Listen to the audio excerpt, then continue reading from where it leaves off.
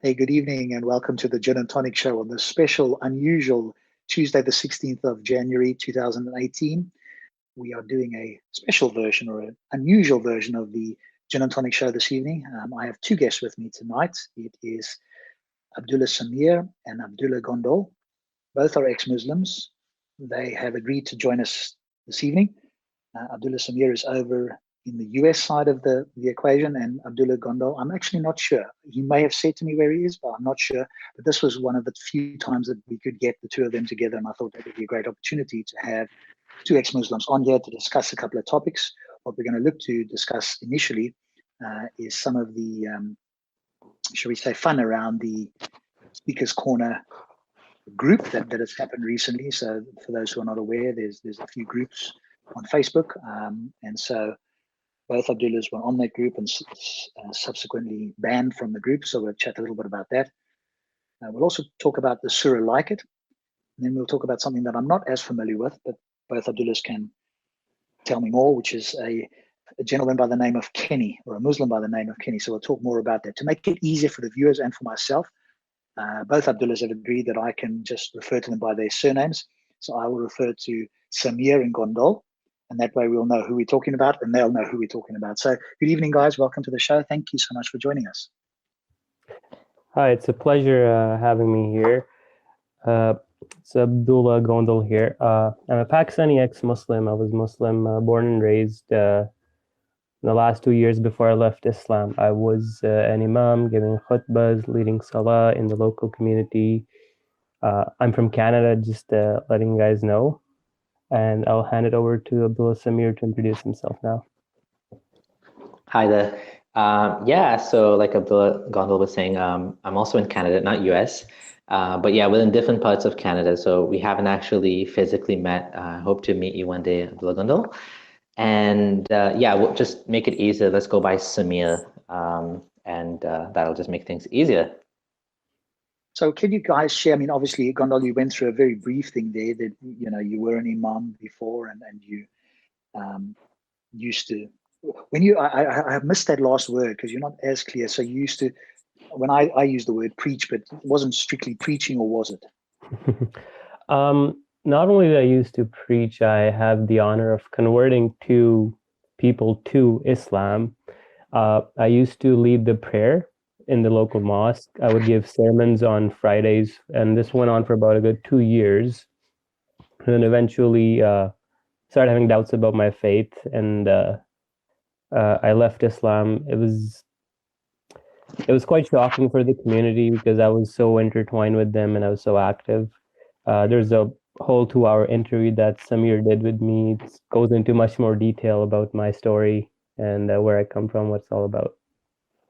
Okay, so after the show, if you can give us a link, I'll post a link, or if you've got a link that you can send me into the internal chat here, if you can see it on your phone. If not, we'll do it afterwards, but it'd be good to post that in the chat for people who are interested in that, because obviously that will be an expanded version of what you've gone through here. So before we get to Samir, can you just tell me what was the reason, or a couple of the main reasons why you started to doubt it and then eventually left?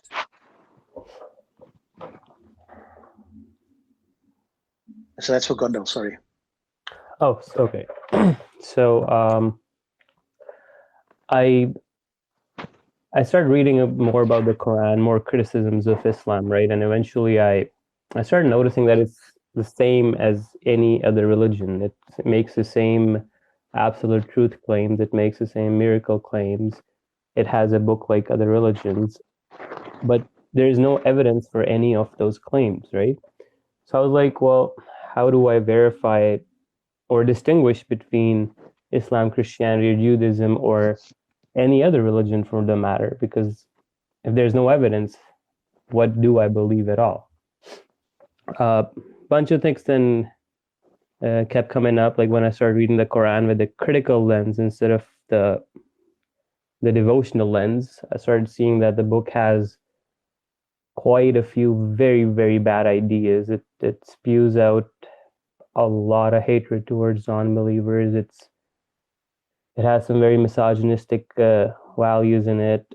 And eventually I came to the conclusion that an infinitely wise God can can just not say any of the stuff, and he could have come up with so many better ways to communicate with us, and unfortunately the Quran is a very underwhelming effort by him.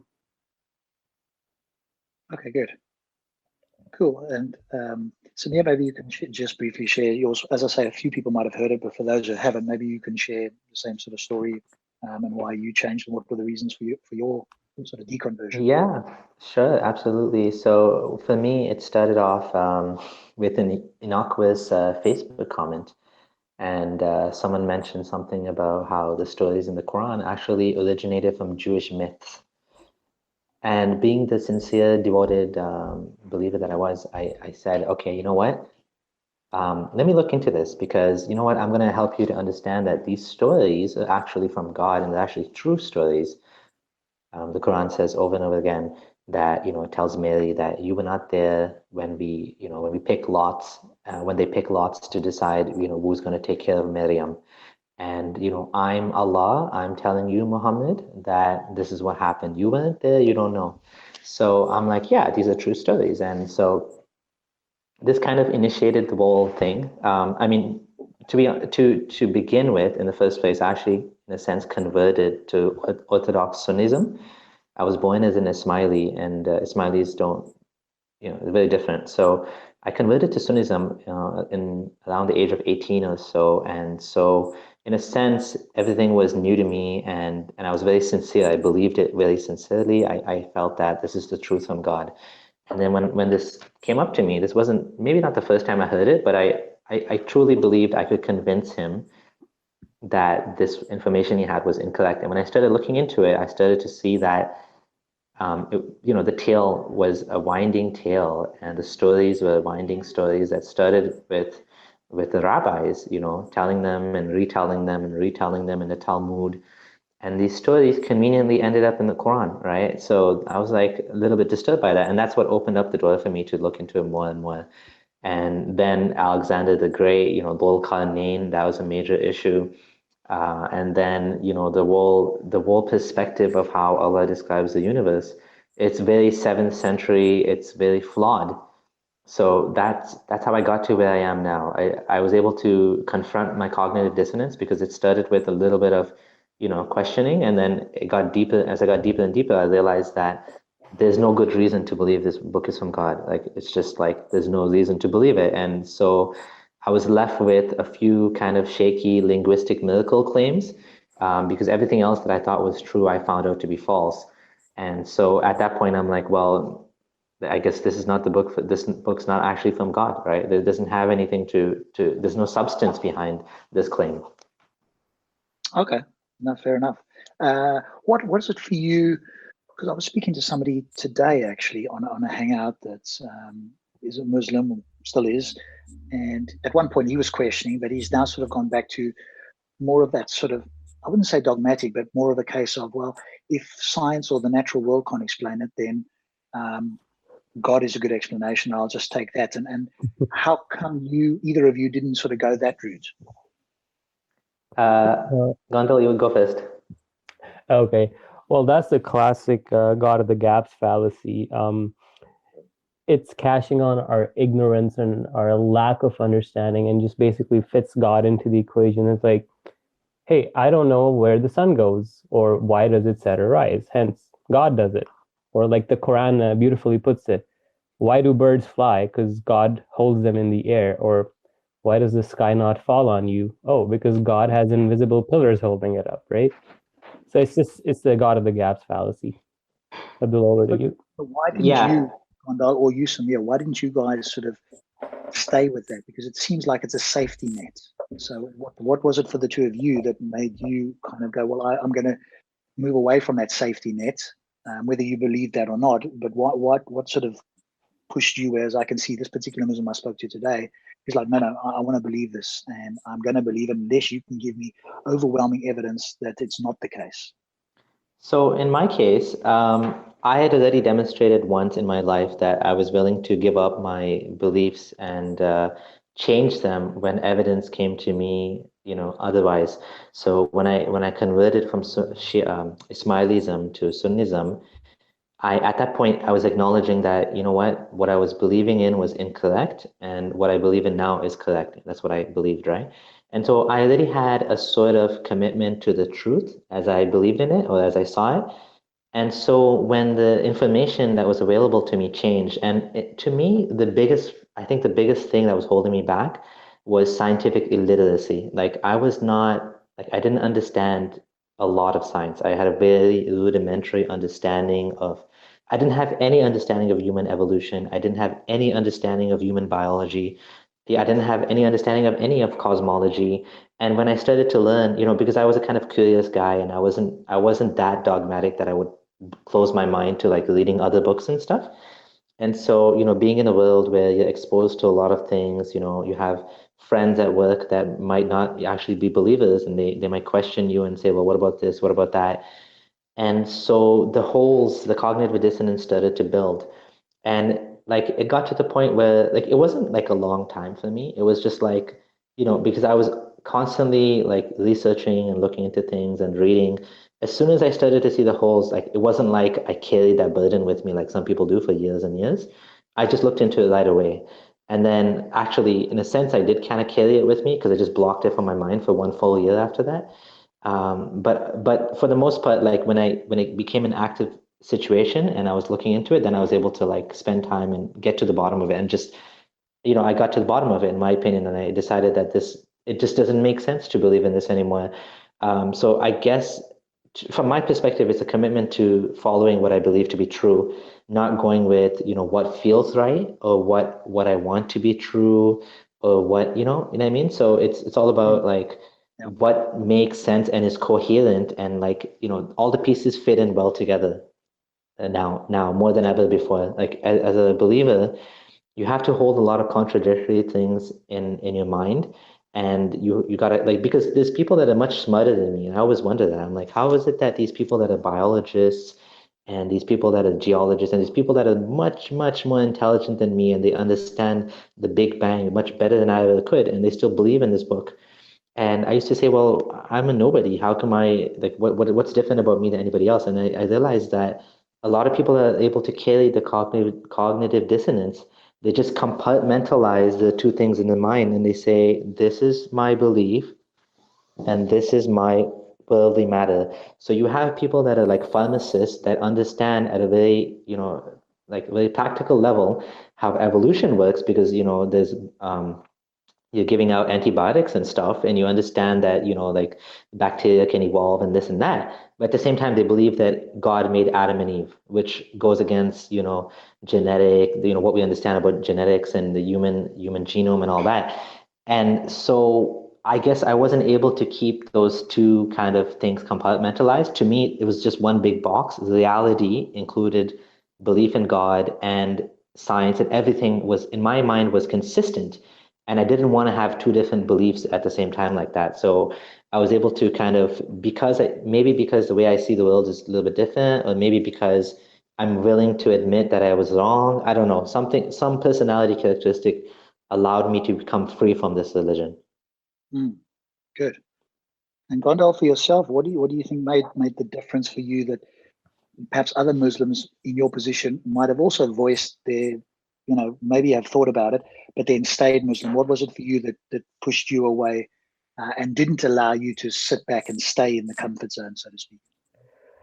It was mostly being questioned over and over again by some fellow coworkers that are non-believers. And when I started looking into I actually started trying to answer their questions and I started researching. When I looked into Islam, I just kept finding a hole after a hole after a hole. It's like it's a bucket with a bunch of holes in it, and the more water you pour in, the more it leaks. Um, like I just took the basic claim, like, is the Quran perfectly preserved? It wasn't. Does the Quran have scientific blunders? Yes, it does. What does the Quran reflect? It reflects the 7th century understanding of the world from a 7th century Arab. Um, and eventually I just came to the conclusion that I can't lie to myself. I just cannot. It's that I cannot hold contradictory beliefs when I can see that there's overwhelming evidence for, suppose, evolution, and there's no evidence for Adam and Eve? I was like, I just can't go on with this. So eventually, it was just about being intellectually honest to myself, and that's it. Okay, great. I want to ask both of you, because this is a charge that's made against many ex-Muslims that I hear. And certainly on your point, Gondal, if you could speak on it first. One of the claims that potentially would be made to you as well, you just didn't go and speak to scholars and other Islamic experts. You took it upon yourself, and you're not knowledgeable enough to make the decision to become an ex-Muslim. So what would be your response to that? And then obviously, Samir, if you could do the same. In other words, why did you guys not go and consult the scholars? Because Muslims have got answers to all of these questions. It's maybe that you just didn't go and look hard enough for them. For me, I actually did consult scholars. I did go looking. I actually researched for a whole year. And it's not like I wasn't a really knowledgeable Muslim either. Like, I was giving sermons, I had people convert to Islam. So I had a very good idea. The answers that I unfortunately got from the scholars were very unsatisfactory. And most of them were like, oh, just wait and inshallah, you'll find out. And the justifications were more ad hoc rationalizations, didn't add up. They would contradict themselves at points. At the end, one thing I note about this allegation made against ex-Muslims is when Muslims look at other faiths, they don't consult their scholars that much, or they don't do a PhD in that religion before rejecting it as false. So why would you require the same thing from a Muslim? It doesn't add up.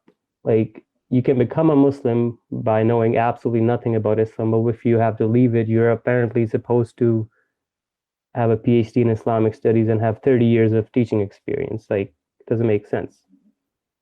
Yeah, I do see a bit of a disconnect with newly converted Muslims, because I don't get a chance to speak to them, unfortunately, but I would want to understand what their reasons are, especially for the newly converted ones. You're probably right. There may well be a few that have really studied for years and could come back and give you all kinds of good reasons. And when I listen to a few of them, my sense is they don't know very much, but the little they've heard seems to make sense. Maybe I've heard from a few people, hey, I was in prison and this helped me out. So there's a utility value in it rather than a truth value. And so sometimes it plugs a hole, they have a community, et cetera. And those are the reasons, which are not necessarily good reasons for believing something. It's good reasons to fill up your life necessarily, but it's not necessarily means that it's true. Maybe you could speak on that, Samir, as well. Yeah, so for me, I did actually. So when I first started having doubts, I talked to my wife about it, and she recommended, I talked to my friends, get someone more knowledgeable to answer my questions. So that's what I did. I spoke with one of the Al Maghrib Institute teachers. I had a private meeting with one of my friends, organized a private meeting one-on-one with a sheikh at a mosque. And so just to give you an interesting, tidbit, the Al Maghrib sheikh was, Salafi. The sheikh at the mosque was Sufi. So like those different people I was talking to, it wasn't just like one, interpretation, because I told myself maybe the doubts I'm having, maybe the issues I'm finding, I just need to look at it from a different perspective. So, maybe I need to reinterpret how I've been taking the Quran, right? And I was quite excited when I went to talk to the Sufi, because I wasn't off that, mindset. And I'm like, well, maybe he has a different way of looking at things, and maybe he can prove to me something that I never thought of. And of course, I went to meet a bunch of my friends. One of them is he teaches at a mosque, and another one, he teaches at a university in the US. He teaches Islam at a university, and I talked to them. Most of these people I talked for hours and hours.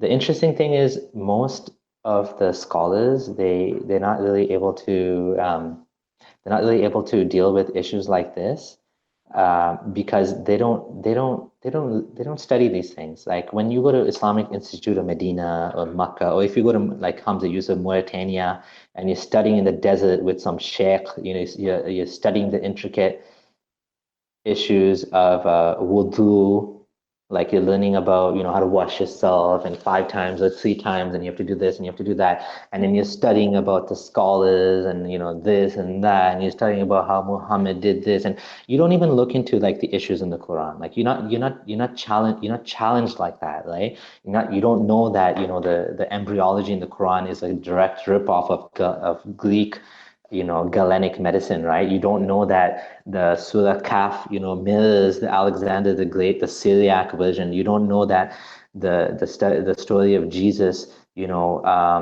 talking as a baby was also found in another document that was available in the Syriac language in a place near Arabia, which is called the Infancy Gospel, right? Like, so you don't know these things. So when you talk to scholars, they're just dumbfounded. Like, they don't know anything. They're like, oh, like what? Like, so they don't have any answers to that. But when you talk to like when I talked to my friends, the best conversation I had was I went to my friend's house. He told me he almost became atheist and he became Muslim again. And that guy, despite not being a scholar, that 5-hour conversation I had at his house was much more helpful than any scholar I could talk to, because he went through this, right? Like he went through this hell, as he put it, like doubting and he never told anybody that he was having doubts, and he just was having a lot of doubts about Islam. And at the end of it, the conclusion he came up with was Pascal's wager. Like, and I was just disappointed with that. Like, that was, to me, that's not enough. Saying that, what, yes, there's some issues in Islam, and he said, I'm willing to let those things go, just in case, basically, I want to be on the safe side of God, kind of like that. And to me, that was a very, I'm not going to live my life just in case Allah is true. No, absolutely not. Like, that's not how you should live your life. You live your life with certainty in what makes sense to you, what your noggin is telling you, the brain that God gave us, if you believe in God, or the brain that evolved, like what makes sense to you. And that's what we'll be held accountable to if you believe that there's a God that's going to hold us to account. It's not, you don't want to live it in sincerity, or you don't want to live just in case out of fear. That's not the life that I wanted to live anyway. So after this 5-hour conversation, and the funny thing is, the issues I brought up with him, some of them were very petty issues. Like right now, after being like leaving Islam and being an ex-Muslim for almost 2 years now, I have much stronger arguments against Islam than that time when I was just wondering about this little thing here, this little thing there. When you first leave Islam, sorry, I'm going on and on, but I'll end with this. When you first leave Islam, you're like, oh, I have some doubts in Islam. I have some doubts in the Quran. There's this problem I found in the Quran. But like when you look into it more, you're like, why should I believe in the Quran? Like your whole perspective changes. Like you figure out the burden of proof is not on you to prove the Quran is wrong, but it's on the Quran to prove that it's correct in the first place, right? So once the perspective changes, now you're asking, well, why should I believe in it? Like, what reason do I have, right? And then the whole paradigm is different. But at that point, I did my best to look into it, and I did talk to, but you can never talk to enough sheikhs. Like, even if you talk to like 5 sheikhs, they'll say talk to 6. Like, if you talk to 6, talk to 7. Like, they'll never be happy, because, and the sad thing is, I found this more in the Desi, like the Indian and the Pakistani and the Bangladeshi community. They're more about, and the Sufi community, they're more about outsourcing the thinking to the scholars. So they won't actually think for themselves. If you tell them, well, what about this? They'll say, oh, talk to a sheikh, right? Talk to Maulana. Maulana Saab will have an answer for you.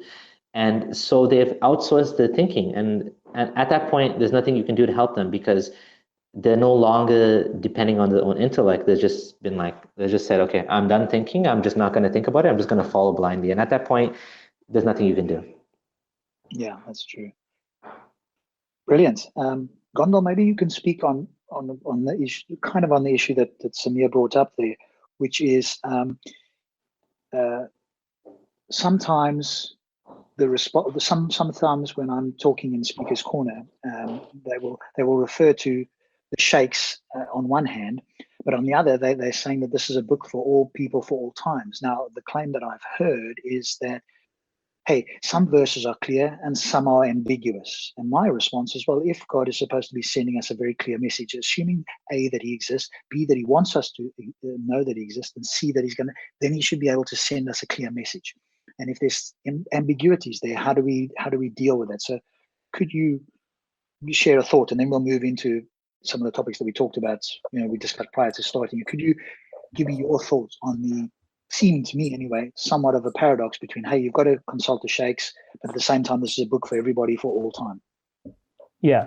So one of the issues with Islam is that it's different from other religions is the grand claim that the Quran is not just a book of God, it's actually the literal speech of God. And then this puts Muslims in a more defensive mindset, because the literal speech of God can have zero issues with it. Whereas if you look at the Bible, it's inspired word of God written by men. So they're okay with justifying, there's some verses that make sense, some don't. The other issue is with the Quran is it claims that it's the eternal, final, ever communication of God to mankind. And it's the message till the day of judgment. The problem is half of the Quran you can't even understand without the hadith. And what makes it worse is the Quran itself keeps claiming to say that this is a clear book, this is a precise book, this is a kitabun mubin. But half the book it doesn't even make sense. Like, you cannot understand it without contextual hadith or supporting literature. Then the issue occurs is, like, suppose if you bring up some issues like why Muhammad married his daughter-in-law, or why does Islam allow polygamy or sex slavery or slavery in general, Muslims will come up with the answer that, it was just for that specific time period. But I'm like, that goes against the whole idea of this being an eternal message for all mankind till the end of time. So again, there are just so many contradictions within the Islamic framework itself that it doesn't make sense to me. Yes, I think that's one of the points that I've sort of talked about, which is if Muslims came up the idea that this is a book for all time, for all people, and that Muhammad is a great example, or perfect example, in some people say, to follow for all time, then we wouldn't be having as many of these discussions. We'd be going, okay, he was a person that lived at that time. He may have made it in some way better than what it was prior to him being there. That's open for debate, of course. And the book may have given people some additional morals and some additional thoughts and directions that they didn't have prior to Islam coming about. That could be argued, not a problem. And the moment if you kept it as that, we wouldn't be having as many conversations. We'd still go, okay, by today's standard, that's not a great way to live. You don't know very much about the world, etc., etc. But the fact that they are importing it into today's world, and particularly I think the sort of collision with Western modernity and so forth, seems to me, whenever I speak to people in Speaker's Corner or online, or when I watch other people, there's this challenge with trying to get the book of 1400 years ago to fit to today. And so whenever people quote scholars, I'm very apprehensive with Islamic scholars, because they're not there to look critically at it. They're there to make it fit today. And I think that's the challenge I have with anything that an imam or a sheikh would say that is trying to get the Quran to match modern day morality or science or whatever the case is. Whereas I'd rather have an independent Western scholar look at it and do textual criticism, as the Christians would say, and really look at it much more in depth and go, hang on a moment, here's a problem. But I don't notice the scholars doing that, or if they do, I've never heard of them. What's your thoughts, Samir? Yeah, absolutely. We don't find that that's something that's kind of acceptable in the Islamic tradition. So, so much so that you have people like Noman Ali Khan saying that people that study Islam in a Western institution, they end up leaving Islam. And he's like, they've taken apart Islam like you can't imagine. I had a friend, he went to Harvard and he was studying Islam. And he came back and he left Islam. And he's like, don't study Islam at a Western university. Go to your sheikh or go to your country or whatever, but don't study here, because they'll take it apart and they'll put doubts in your mind like you can't imagine. And so, Muslim scholars, you're right, they have one job and one job alone, and that's to avoid doubt. Like I was saying, they don't study those things. And not just don't study those things. The things that they do study, that they know are problems in Islam, they don't raise those issues. They're explicitly taught, do not talk about this. For example, the whole thing between, when Muhammad died, when Abu Bakr and, was having a conflict with Ali, and the whole thing about how Aisha fought Ali and there was a big battle, and, Muslims were killed on both sides. And, like things like that, you're taught as a Muslim scholar. We don't talk about these things. When it comes to the whole free will and predestination debate in Islam, they're like, no, no, no, we don't talk about this because it's confusing and it confuses people. So we don't, and so like I think it's very intentional, right? Like there's certain topics when you look them up on Islamic websites, they're like glaringly absent, right? And nobody talks about these things because it causes fitna, right, in the community. It causes doubt. It causes dissension, right? So nobody wants to talk about it. Yes, Shias are happy to talk about it. Shias love to talk about how terrible Abu Bakr and Aisha are.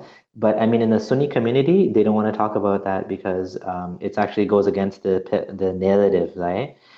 Which is to keep selling Islam to the masses. And I guess in a sense, they're doing the same thing that Christians do, where the sad thing is Islam teaches that you shouldn't lie, right? At any cost, for pretty much especially for the sake of like spreading the religion, you shouldn't lie, right? Yet in a sense, that's what people do, right? Like they're very honest until it comes to this topic, and then they'll kind of like be a little bit like sneaky about, not talking about certain things and avoiding certain topics. And so yeah, I agree with you. The salesman, right? Like the salesman for the religion, and that's the job.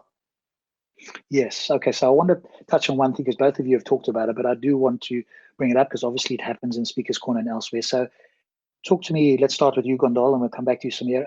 Talk to me, Gondal, about the Muslim apologetics, because clearly well, certainly in Speaker's Corner, and there may well be other places, may or may not be as much in Canada, but there are sort of Muslim apologists coming out now. So some Muslims are being taught about apologetics and are being taught to try and answer some of these questions. So what's been your experience, Gondal, speaking to, if you have had conversations with people that have learned some apologetics? I have been interacting with a lot of Muslim apologists on Facebook over the past few months. One thing I've noticed is most of their answers are trying really hard to rationalize insanities. And I'll give you one example, and we'll take this conversation towards the Hyde Park group. Like there's I was looking at the hadith and I found these sayings that Muhammad actually asked people to take his spit, his saliva, rub it on their faces and on their bodies, and then mix it with his ablution water and then drink it. And then he would have people take his sweat and rub it on their bodies as perfume, right? So like the response to these kind of issues is sad and at the same time funny. A lot of these Muslim apologists would come with rationalization like, oh, since he's the prophet of God, God put blessing and healing in his saliva, hence it's okay for us to do it. But I'm like, why would an infinitely wise God make his prophet so indistinguishable from 100 other fake prophets that claim to do the same? That feed people their bodily fluids and whatnot, right? And these are all post-fact rationalizations. And this one quote comes to my mind from Amy Scobie, who's an ex-Scientologist executive. She said, I had a blinding realization. What I'm doing is I'm rationalizing insanities. And after that, she left Scientology. A lot of Muslim apologetics aren't trying to make sense to normal people. They're trying to make it sound more reasonable to the gullible believers that are already believing in this stuff. They'll try the most ridiculous straw man ideas and then make them sound a little acceptable. And from the believer's perspective, it might sound reasonable but from a neutral lens, it'll still sound absurd. And most of them do the same thing. It's just sugarcoating the Quran. Or like one example I'll give you is the allegation about Surah 4, verse 34, where the Quran literally tells their husbands to beat their wives if they fear disobedience, right? Mm-hmm.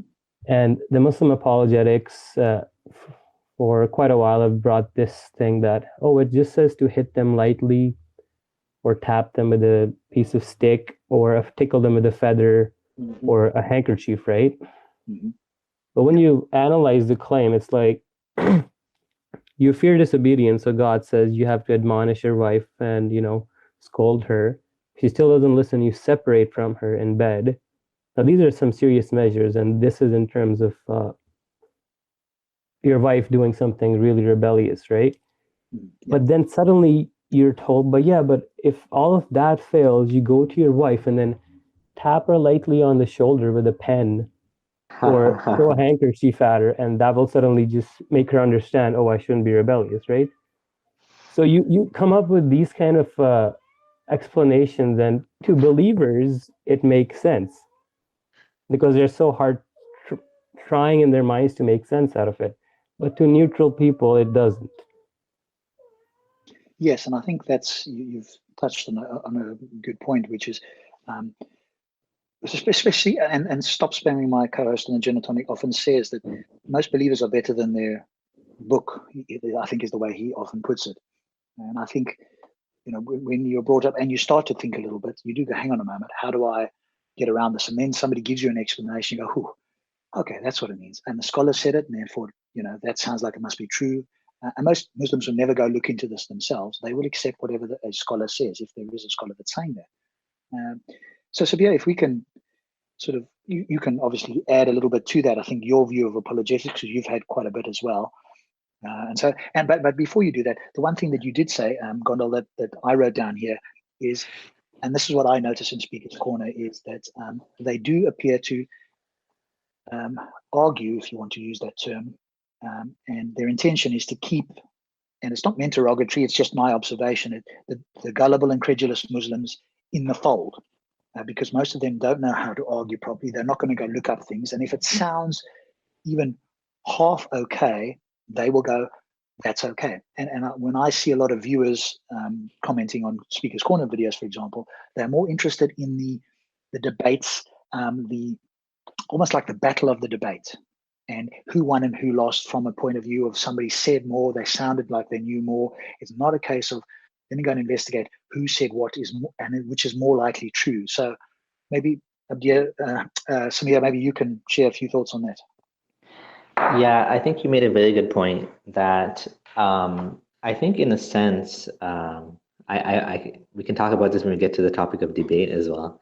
I think in a sense, many Muslims know deep down that there's some big assholes in the religion.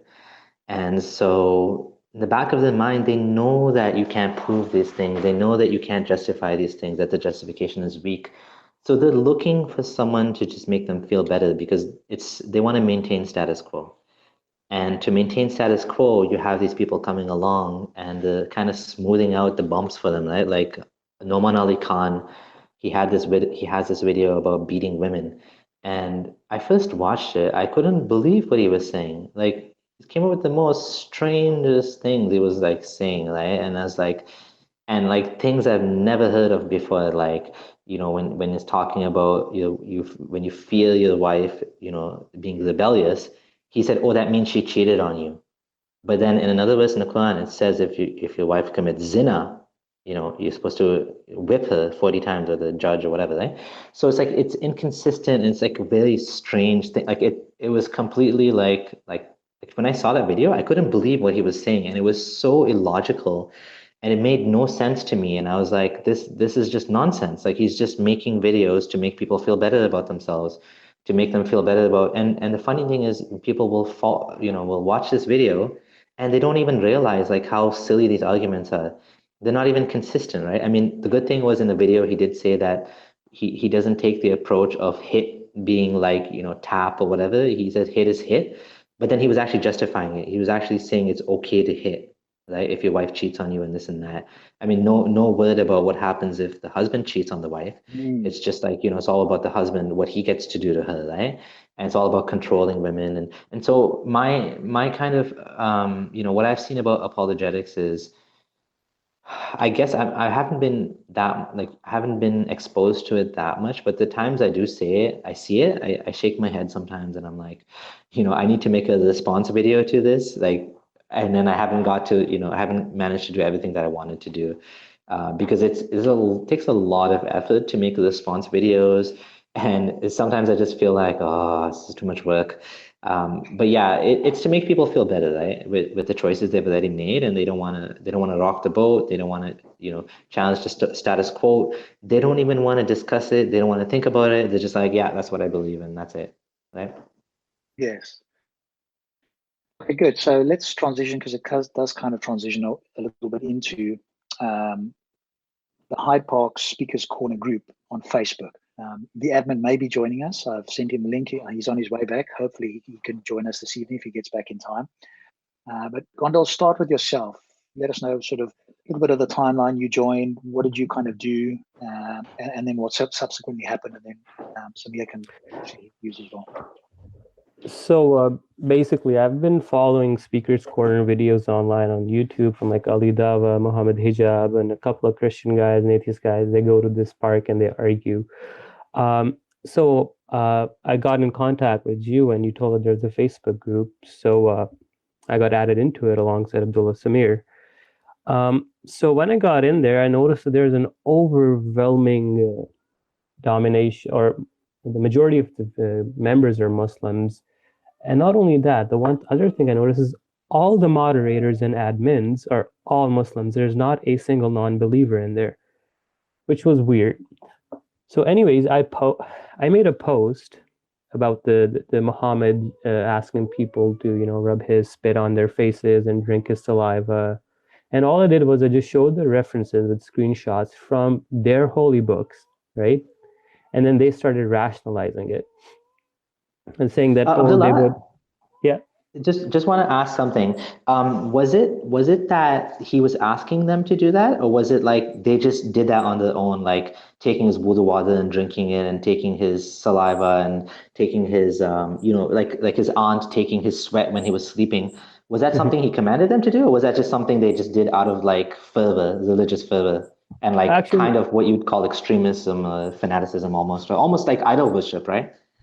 yeah, no, at actually certain points, he was actually commanding them to do it. There's a point where he asked, I think, Bilal and Abu Musa about rubbing his spit on their bodies and faces and chests to accept the glad tidings, because two other guys rejected it and they accepted, they mix it with water, they drink it, and then Muhammad's wife is sitting behind the curtain. She's like, oh, please leave some of the ablution water mixed with the saliva for me as well.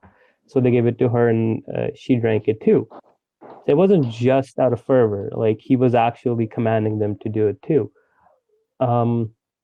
Anyways, I posted this and it was nothing wrong about the post. It was just showing Islamic literature written by Muslims, translated by Muslims with all the references. And people started rationalizing it, right? And I'm like, okay, so these people are saying they're going to rub his spit if they could. If they had pimples on their face, they'll drink his ablution water mixed with his spit. And then they started comparing this kind of fanatic love for a religious leader with sexual intimacy with a spouse or a partner, which is a false equivalence on many levels. And then suddenly my post got deleted. And I was like, I didn't do anything wrong. I just showed you what Muhammad and his followers were doing from your own books. And I guess it made Islam look really bad because it appears to be a very culty thing to do. Eventually, So just let me ask you something, Gondal, at this point.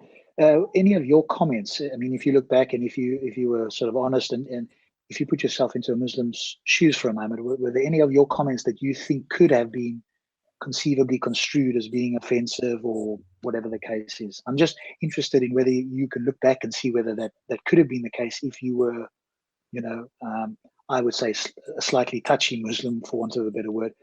Is there anything in there? Because obviously, if we do get the admin on, he will have a potentially different perspective. So I just want to see, obviously, I want to see if we can get two sides to every story. And so I just want to see whether you can realize if there was something that you could have said, okay, well, here's how I could see that maybe they would think X, Y, and Z. Yeah, the issue was like in that group, I noticed that there was no real representation or any open criticism of Islam going on. So when me and Abdullah Samir joined, we started posting very blunt questions, very to the point stuff. We weren't using any offensive language per se. We weren't attacking any Muslims. We weren't resolving ad hominems or any sort of personal attack. We were just criticizing Islam and Muhammad. And for some, as I know, like Muslims love Muhammad more than themselves and their families and their wives and their parents even. But I mean, if you want to have an honest discussion, you have to put your emotional attachments aside sometimes, because you can love Muhammad, doesn't mean I love him the same way. If he did something bad, I call it out. I'm not attacking Muslims, I'm just criticizing his actions and what he said or did.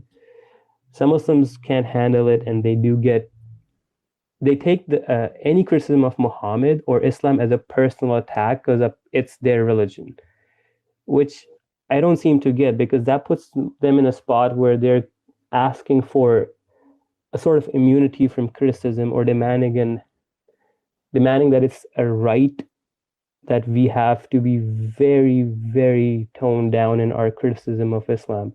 Even though, on the other hand, when Allah is criticizing non-believers, he calls us pigs, he calls us swines, dogs, donkeys, worse than cows, worse than animals, and sometimes the worst creation ever. And I'm like, we are nowhere close to that offensiveness. We're not attacking any person. If the Quran is not considered, well, we are attacking a person. We're attacking the Prophet, right? And okay, but and they do. I just want to ask you on this point, when you did this, because obviously other people will have a different view on this, but when you quote attack the Prophet, or when you criticize the Prophet or critique the Prophet, did you use words that non-Muslims could conceivably find as offensive? In other words, did you say he's a pedophile, he's a rapist, he's this, that, and the other? Or did you just say, hey, this is what he did, what do you think? Or how did you phrase it? Because I didn't get to see all of those comments, obviously, and neither did most of the viewers here. Yeah, no, I never used words like he's a pedophile or he's a racist or he's a murderer or anything. We just brought up the questions like, hey, what does this mean? How do you explain this? How do you explain that? And the thing is, right, a lot of times there is no explanation for like suppose the rubbing of the spit, right? So Muslims just instantly become apologetic and defensive, and they just start off as aggressive, and that just ruins the whole discussion. Cool. I just want to welcome in TJ Singh. He's one of our regular panelists. He's over in the US as well. He's a non-believer, so he's going to come in and he might say a few words here and there, but I did say that I want to get you guys to do most of the talking. We're on every week, so it's I want to give you guys most of the time here. Great. Okay. So Samir, maybe you can share some of your thoughts and what posts maybe got you banned or whatever the case is. So I had kind of taken a break from debating online, and somehow I ended up in this group. Somebody added me. I don't even know who added me. Somebody added me, right? Like, I'm like, I get added. Was that you? Okay. Somebody added me. I'm like, oh, this is cool. And then I got pulled into some discussions, and I saw Abdullah Gondal's post, and I saw like how heated it was getting. I'm like, whoa, right? So I decided, let me jump in. This is interesting. I haven't had like a conversation with like people that are actually into this so much, right? Because the cool thing about the group is it's opt-in, right? It's a bunch of people that like they're interested in debates, they're interested in Islamic apologetics. They shouldn't be the type of people that have chips on their shoulder that are like just like, hey, he's insulting me. And yes, I understand you feel insulted. You should feel insulted because I'm saying your religion is bad. Yeah, I understand you feel upset about that. I mean, I'm upsetting you. I know I'm upsetting you, but that's the group, right? That's what Speaker's Corner is. You go to Speaker's Corner, you know there's going to be people shouting things that you don't want to hear.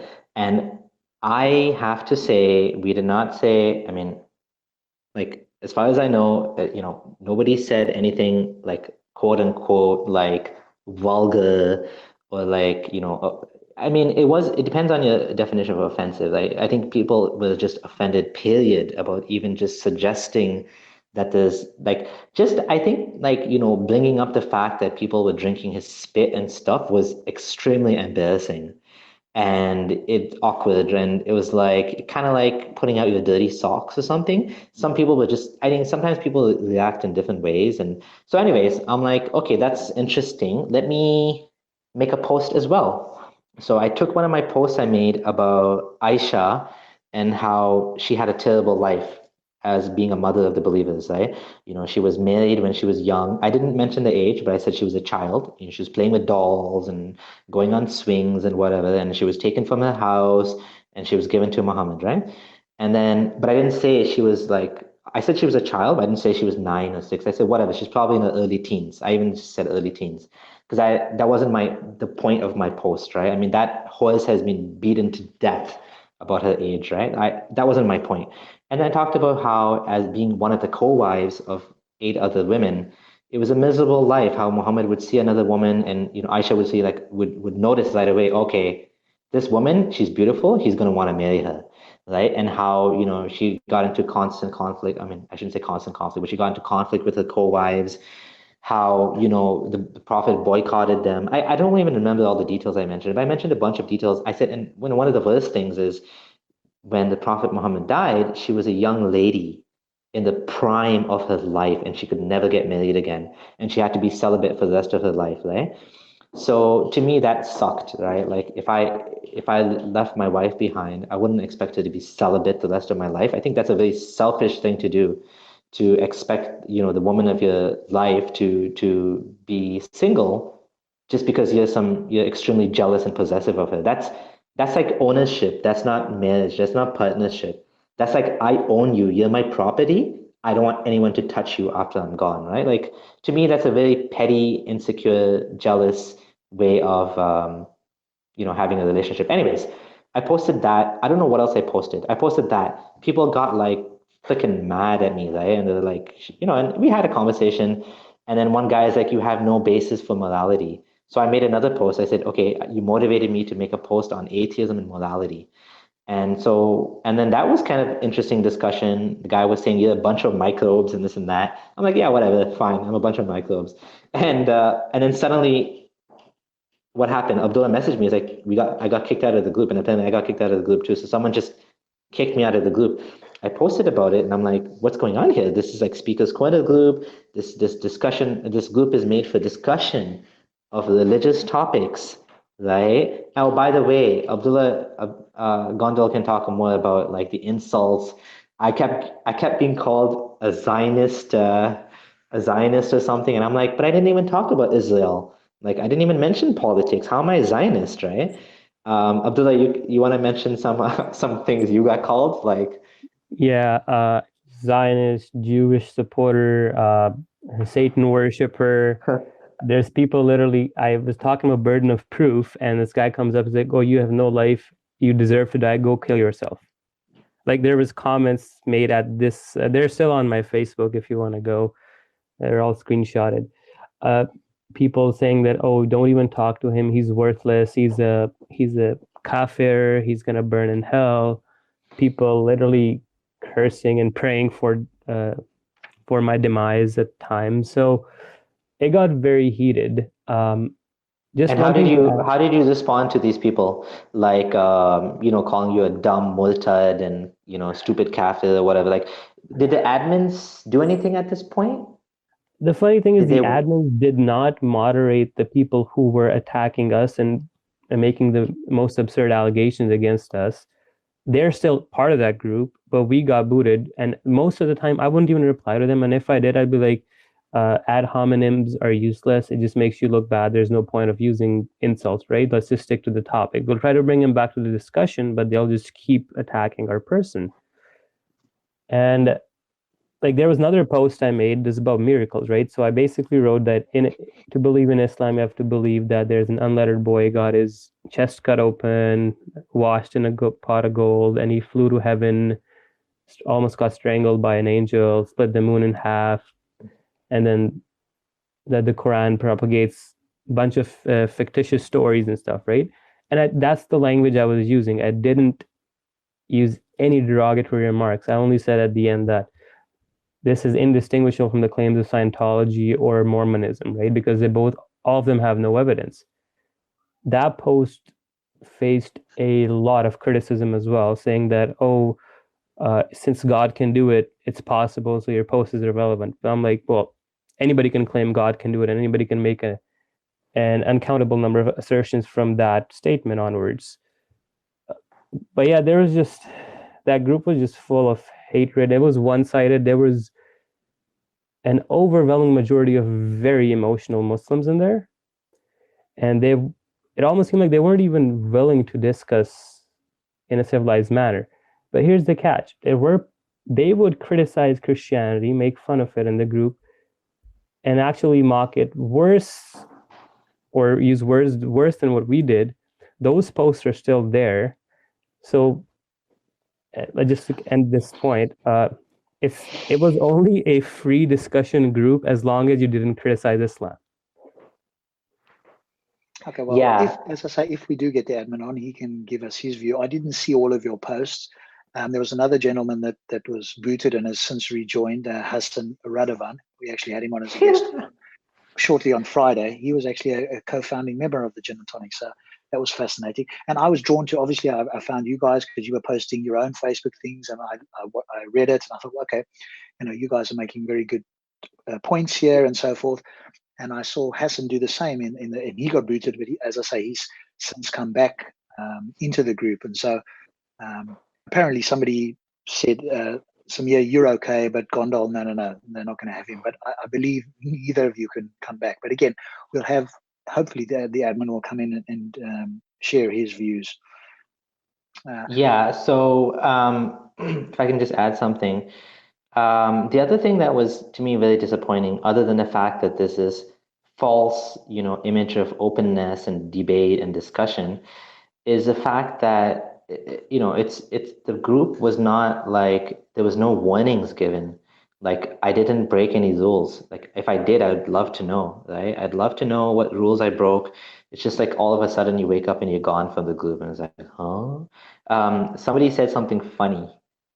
He said that ex-Muslims are the kryptonite or something. So they tolerate atheists, but if you're an ex-Muslim, then you're like, it's even, you can say the same thing as like some non-Muslim guy, but like you're an ex-Muslim and you'll be like, it'll be taken more hostile. Maybe because we know the more intricate details and we can actually hold our own in a conversation, right? Whereas, like if you're discussing with even if you're discussing with a real intellectual like Sam Harris, he may not know the details about Islam. He may not be able to respond to your claim. You might just say, oh, no, it's not part of Islam. And Sam Harris will be like, okay, I'll take your word for that. I mean, you're a Muslim, I'm not a Muslim, and that's sure, okay. But like an ex-Muslim, not that we're experts in any sense, we live the life and we have some sort of understanding above average, right? Like an above, and that's another thing with ex-Muslims. A lot of them have an above average, understanding in the sense of they were more committed to the religion, in the sense of they looked into it, they researched it, and they were not everybody. Some people they didn't even look into it, and they didn't look into it too much before leaving it. But there's a bunch of us, the ones that tend to be more active and more more involved in discussions. We weren't like nominal Muslims, right? Like me and Abdullah, we believed in it like sincerely and deeply. We committed a lot of time and energy to it.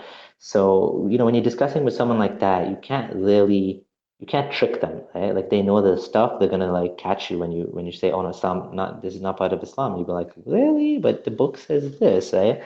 And when you talk to a non-Muslim that may not know all of these books, they may not know Bukhari and Muslim, they might not know about the basics of the science of hadith and tafsir, and what's the difference between tafsir and hadith, and in which case can you use one over the other, and what's a weak hadith and a strong hadith, and what's an ahad chain, the basic stuff that like a knowledgeable Muslim would know. A non-Muslim wouldn't know these things, so you can't really have a conversation with them about Islam to the same level. So I guess they feel a lot more threatened by it. Again, like I'm not gonna force myself back into a group that doesn't want me there. Like, you know what I mean? Like, I'm not there to like convince anyone in a sense. I'm there to have a conversation with whoever's interested in having a conversation. I'm really happy to have a conversation. But like, if they don't want me in the group, I don't care. Like, I have, you know what? Like, I'm at the point where like I'm going to make my posts. I have certain thoughts and reflections on life, which I think people are benefiting from and they enjoy reading, and we have this conversation. So when it comes to that, like it's not my life mission to debunk Islam. Like it's just my own personal reflections of what I've seen and the problems I found in it. You're free to agree or disagree. A lot of times now people will like respond. I'll be like, okay, you made your point. I made my point. I'm not going to debate it back and forth. I just don't have the energy level like Abdullah Gondal still has. I've been doing this for too long now. I'm just like, yeah, whatever. You don't agree with me, fine. Yes, I guess Also, it depends what just to level add, you're at. Go ahead, oh, Gondal. sorry. Yeah, just to add to Abdullah, just to be fair to that group members, that there were some Muslims that actually did support our side, and I give a shout out to Sahil Ansari. He actually went to the group, made a post, and said that banning and kicking Abdullah, Gondal, and Abdullah Samir out was wrong. They didn't do anything wrong. It was just discussions. And he then also said that people kicking other people out just because their beliefs were allegedly offended shows that they're very insecure. And him as a Muslim saying that is a big, big thing. So I get a good shout out to him that not everybody was the same. There were some good intellectual Muslims that did engage with us in a nice way. But let's just say that the black sheep outnumber the good ones in that group. Yes, and I think Yeah. One more thing. There's a lot of peer pressure put on Muslim admins to kick us out. That's what I have to say. It's like, yes, you know what? A lot of people are fine with us, but this insecurity about misleading people, it's like it's very powerful, and they will, that's going to go into the other topic. We're going to talk about debates, but they will hammer the admin and they'll say, they'll guilt them. You guys are letting people become misguided. Like, how dare you? You're going to be responsible on the day of judgment for everyone that leaves Islam and has doubts because of those two Abdullahs. You guys are going to be responsible for that on the day of judgment. So why are you letting these people promote the hatred of Islam, the hatred of our mother Aisha, the hatred of, Allah? Why are you giving these people a platform to spout the toxic venom or whatever? Like, they'll go on, and this Muslim admins, some of which live in London too, and they have to see Muslims on a daily basis in real life. They're gonna feel like uncomfortable that they're going to be put on the spot, and the like, like the commitment to free speech is not going to be held up at this point when people are like, confronting them, right? You know what I'm saying? yes, yeah, and I think you made a good point there, and I'm going to present this, and here's an example for those who are interested. It does seem like atheism, which again we've talked a lot about on the show. It's a single position on a single claim. It may or may not have other consequences. You've got to ask each atheist, because there are different atheists have different views. But it does seem to be something that is concerning Muslims. Here's a conference apparently with all with no atheists there, by the way, who could actually share their perspectives. But you have Hamza Tsortis and this other fella, Abdullah fella that is supposed to have refuted the masked Arab and various others there. I don't recognize them all. So clearly there is a concern among some Muslims about atheism. And like you said, I think you guys are the kryptonite in the sense that you're not only ex-Muslims, but you are atheist ex-Muslims. Now, if an ex-Muslim becomes a Christian, then I think the Muslims feel a little less concerned, because they can attack Christianity. They think they've got a strong case against Christianity. So if somebody converts to Christianity, they've got a strong case against that. But when they deconvert and they become atheist, that's more challenging in the sense that, yeah. And to be fair, like a lot of those speakers, Asadullah and Hamza Tsortis, and a lot of them consider themselves ex-atheists, right, in a sense. So they consider themselves coming from materialism or like materialistic worldviews or whatever, and they consider themselves experts. in a sense. So that's why, you know, this isn't supposed to be some impartial dialogue. It's not even like those building bridges things they have with Christians, where you have a Muslim and a Christian and like, let's build bridges. It's just like deconstructing atheism, you know, like we're gonna like tear this apart, right? And I'm sure they're gonna have some good points and some terrible points. But yeah, I wouldn't expect them to bring an atheist there because they'll just go against what they're saying, right? So, but yeah, they do have some sort of perspective on atheism, right? Like Hamza Sortis, that's his specialty. Asadullah, that's somewhat his specialty too. And you know, the Daniel guy as well. So these are the big guns, right? Which you'll notice another thing about all the big guns when it comes to atheism. None of these guys are like sheikhs per se, like, you know, the ones you find in the masjid. These guys are like, you know, a little bit on the younger side, and they've actually like been in the battleground, you know what I'm saying? Like they talk to atheists and stuff. They're not the typical sheikh that you would expect, you know, of Islam. But these are the guys now that are holding up the the losing battle against atheism. Yes, and of course they don't seem to want to or don't get involved in debates with some of the quote atheist heavyweights, whoever that may be. You know, this Sam Harris, although it's very unlikely they'd ever get to debate him, but somebody like a Matt Dillahunty or whoever it may be. Now, obviously, Matt, for example, is not that knowledgeable on Islam, but he is knowledgeable on the bigger questions, you know, the bigger challenges, so to speak. But yeah, we don't often see that happening either. And on the rare occasions when they do, I know Tortoise was in a Magic Sandwich show some years back. That didn't go too well, and neither did another Ayera guy who debated Aaron Ra. So, yeah, I think when they get involved with sort of the bigger guns, so to speak, the more knowledgeable atheists, which I don't claim to be. I don't know. You guys may feel you're more on that side, but there's definitely much more knowledgeable people out there, and a lot of them are on the internet. So Speaker's Corner is not the place where they're going to come ever. Either they don't live here, they're not going to make the time to do it, or if they do watch one or two videos, they go, "This is a waste of time." I mean, my friend Phil, who's an expert in cosmology, has been down there. If you've watched a few of the videos, there's nobody in Speaker's Corner that even remotely comes close to knowing anything about cosmology like he does. But he goes down there so rarely because there's nobody really to debate at his level, or when they do, they bring up all kinds of fallacies. They can't debate the subject because they don't have any knowledge on it. So that's the other challenge as well. And even when Swartz has debated Krauss on cosmology, of course, he's on no man's land. Now, he can talk about the Quran, which Krauss doesn't know, but that doesn't answer the questions that were being asked. So I think there's a big challenge on against, or atheism appears to be a significant challenge to some Muslims. Yeah, I as a someone that was questioning Islam, I didn't find those debates had any impact on me, like Klaus versus Sortis, and like Richard Dawkins versus Mehdi guy. I didn't find those convince me. Like the atheist position was very strong, and because they don't know the particulars of Islam and they don't really know the weak points, so they're just speaking in general. But like if it was Matt Dillahunty, like that guy blows me away every time I listen to him. He's just like so sharp, right? And Sam Harris as well, I find he's like very sharp, and he's able to hold his own even against Muslims, right? Like he has a podcast that's like 3 hours long called the greatest podcast ever. I don't know why I got that name. But it's like a long podcast against like a Muslim guy that's like university, like he's some sort of intellectual or something. And Sam Harris, even without knowing Islam, was able to like hold himself up. I was amazed. Like I was like, wow.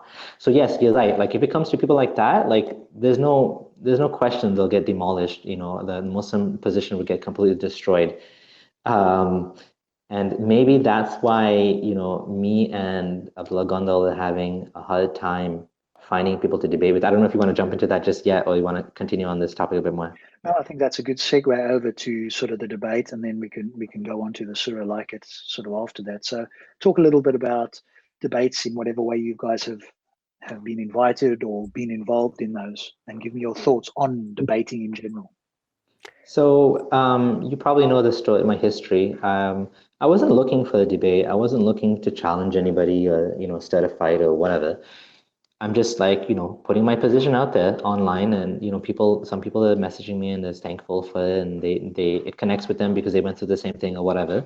But, there was this guy, Ali Dawa, that was online, and he was being kind of aggressive against ex-Muslims. He was shaming a bunch of them.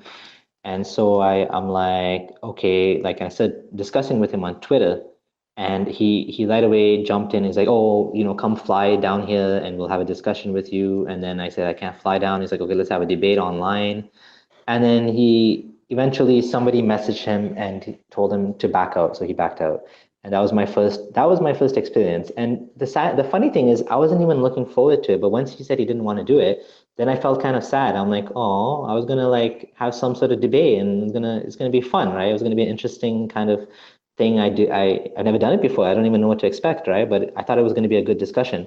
But he just ran off, right? And then, I had a couple of other people kind of approach me, and one by one, like each one of them backed out. There was this guy who invited me to the mosque in Toronto, and he said the mosque will have it. And I was like, the mosque? You want an atheist in your mosque? Like, weird, but okay, sure. And then he's like, oh, by the way, you can't record it. I was like, what? He's like, yeah, we'll give you a copy after we edit it. Actually, he didn't say after he edited, but he's like, yeah, we'll give you a copy later. We'll put it online and you can just mirror it. I'm like, no way. You want me to come and talk and you're not going to let me have my own copy? I don't think so. And so that went down the drain. Anyway, so it kept happening over and over again. And more recently, Abdullah Gondal was approached by an individual, and a self-proclaimed imam, convert, Islamic convert. He calls himself revert of 30 years. He's a Muslim for 30 years. He's written a book. He runs a mosque or something, and he's like, I want to debate atheists. I'd love to debate. And he commented on Abdullah Gondal's wall, and Abdullah Gondal tagged me, and he's like, what do you think? Like, you want to have a discussion with him? And I'm like, yeah, sure. But I could tell he wasn't interested in discussing with me. So I'm like, okay, you know what? Just forget that. Like, how would I host it? And you have a discussion with Abdullah Gondal, because he seemed interested, right?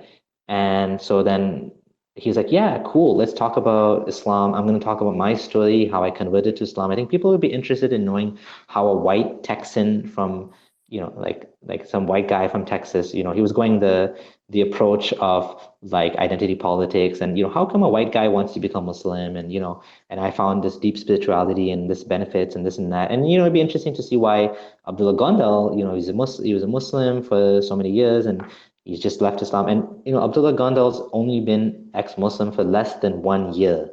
So we're talking about a guy that's been Muslim. He's converted 30 years ago. He's written a book on Islam, and I mean, admittedly, the guy's, I don't know if he knows what he's getting into. He didn't look like he was really prepared for any sort of debate, to be honest. But he wanted to have a discussion. So I told him, you know what, let's not even call it a debate. Let's just call it a discussion. Let's build some bridges. Let's talk about God a little bit. Let's talk about Islam. And you can tell me why you believe. And, and Abdullah will talk about his perspective. And the guy's like, okay, fine. And, I put up an ad on it on my page, and we had it all set, and we had the time set. And then today, Abdullah Gondal messaged me. Abdullah, you want to tell me what happened? Yeah, so basically this guy, Kenny Bomber, whose Islamic name is Mujahid al-Islam, which means a soldier of Islam that struggles for Islam.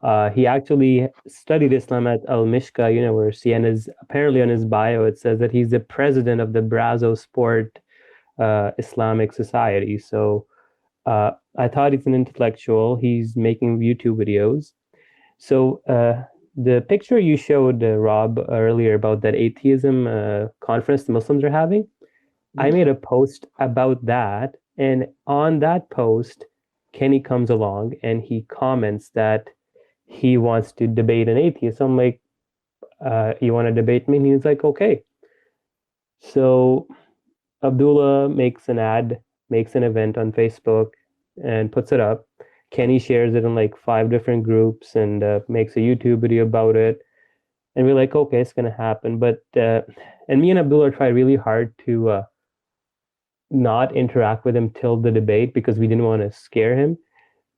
Eventually, the guy, like last night, makes a video saying exposing the hypocrites Abdullah Samir and Abdullah Gondal. And then on his YouTube, he says that he's not debating us because we mock Islam and we attack Islam. And Allah says in the Quran that do not talk to those who attack or insult the religion or criticize it. So he's like, I'm going to follow what Allah says and I'm just going to reject the debate. And he just backed out, blocked me, and I don't know if he blocked Abdullah Samir, but that's the story. And his biggest thing was that we made a surah, which we called Surah Faqaf, and that was, I think, that triggered him, and he said, yeah, he's not going to talk to us anymore. So can I just jump in for a second? That's correct what Abdullah is saying, but it's a little bit different than that.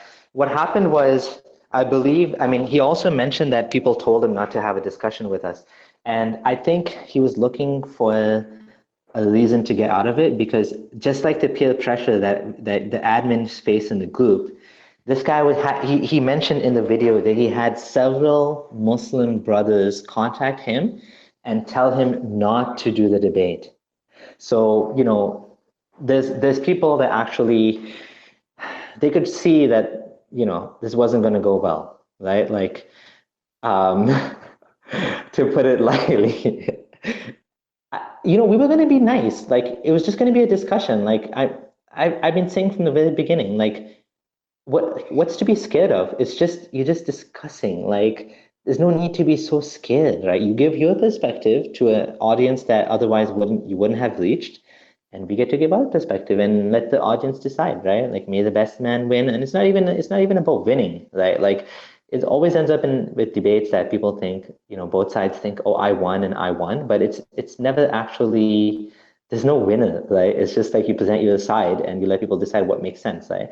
So I think that he was heavily influenced not to have the debate, which is the same thing that happened with Ali Dawa, the same thing that happened with Netmatullah, the same thing that happened over, and Abdullah, didn't I tell you this guy might cancel? Like, didn't I say that? Yeah, Samir, you did that. You had that feeling, and you mentioned quite a few times. One of the funnier things is on his long post about me and Abdullah Samir after canceling the debate. I don't know, Rob, if you've heard of a Muslim convert called John Fontaine. He went on his post and he commented and called me and Abdullah Samir as wild barking dogs. And this is this Texan Muslim guy, right? Yeah, this is a big Muslim guy. Yeah. Kenny's no, he's saying someone went on Kenny's wall and said that. Kenny didn't say that. Kenny was okay. Sorry. Yeah, Kenny called us hypocrites. I'm not sure how we're hypocrites, but this other guy, John Fontaine, said that, right? Is that correct, Abdullah? Yes, John Fontaine is a convert, and he's actually been hanging out with a lot of big names. If you go to his Facebook, got a lot of followers. And I was so shocked that a guy of his caliber who hangs out with Hamza sources and makes videos with him, he's the same guy who made the video where the plane was crashing and he pretended to be an atheist. I don't know if you watched that video. I haven't seen that one. No, maybe you can give us a link at some point. Yeah, so that comment, like calling us wild dogs, and I was so shocked. Like, a guy of his caliber and his reputation in the community is using such derogatory remarks. But Kenny, on the other hand, he actually thought that for some reason I'm homosexual. Why is that an insult in the first place? Like, exactly. Seriously, guys, grow up, okay? We're not in high school anymore. Like, grow the hell up, okay? Like, I get that all the time too. Oh, you're gay. Okay, fine, I'm gay. Like, you win, like, whatever. So yeah, and then Kenny now has us blocked from his Facebook. So we were interacting with him on his YouTube video, and he still, for some reason, says that I contacted him for a debate when I have screenshots of he was the one who came on my wall and started it. That to me is very disappointing. I mean, honestly, that really is sad that, like, okay, listen, you don't want to have a debate, don't have the debate, but don't lie. Don't lie about it. And we have, like, you came on Abdullah's page, I took screenshots as well, I posted it, saying, like, showing that he's saying, hey, I would love to debate an atheist. And then next thing you know, he's saying, I was approached by Abdullah Samir and Abdullah Gondal to have a debate. But like, why lie about that? Like, what's the point? And then actually, when he got called out on that, that's when he blocked us. So this just thing went just downhill from there. I was also blocked by Ali Dawa. I was also blocked by. It's just like why go to that level? Like why go down to that level of lying and being dishonest and saying something that's not true. And yeah. Or possibly because they've got a lot of followers, and those followers will literally believe whatever they say, and they won't research. And even if evidence came to the contrary, just like your Norman Ali fella, they can claim that it's a conspiracy against them. It's all made up, so they can come up with some excuse to override it. So perhaps they feel like they can escape anything. They can make any claim they want, and they've got some kind of response that will pacify or be acceptable to Absolutely. followers. And the other interesting thing is, people are able to agree to debate us before they know who we are. So Kenny really didn't know who Abdullah Gondal was. And it was people that warned him and said, don't debate him. And the same thing happened with me. Ali Dawa had no idea who I was, right? Like to be honest, I'm a nobody. I'm just some guy that's putting out my opinion, right? And so, but the thing is, what does it say that the people that are like constantly engaged in these type of dialogues are scared to discuss like juniors? Like we're not heavyweights. I've been an atheist like what? I haven't even been an atheist for 2 years. Like when I left Islam, I wasn't even sure about God. I was like, maybe deism is true, right? And so it's not even been 2 years for me. It's not even actually it's been more than 2 years, almost 3 years. But Abdullah Gondal, not even 1 year. We're talking about like a very short percentage of her life that we've been holding this position. And these guys that are like these guys are scared of discussing with us in public. It's bizarre. Like if nobody's like us can challenge, Allah's supreme book, the Lord of the universe, the creator of the heavens and the earth, his literal words that he sent to mankind, to his beloved prophet, and losers like me, right, can like say something and like shatter Islam. What does that say about Islam? And it's funny that even the people that are willing to debate us, they don't want to discuss Islam. Like today, we had a discussion. I won't mention the name just in case he changes his mind. I really do hope he changes his mind. But Abdullah initiated a discussion to have somebody else also asked him to have a debate. And this fellow was like, okay, I'll have a debate with you, but you cannot quote any Quran or Hadith. It has to be only rational logic, no Hadith, no Quran. And I was like, what?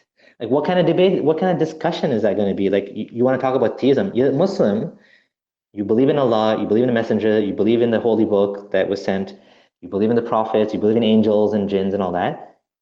But you don't want to debate, you don't want to defend your position. You want to discuss some other position that you don't even believe in, which is some general deism or something. Like, and that's the same issue I had with another fellow who wanted to debate me, who I actually went back to him.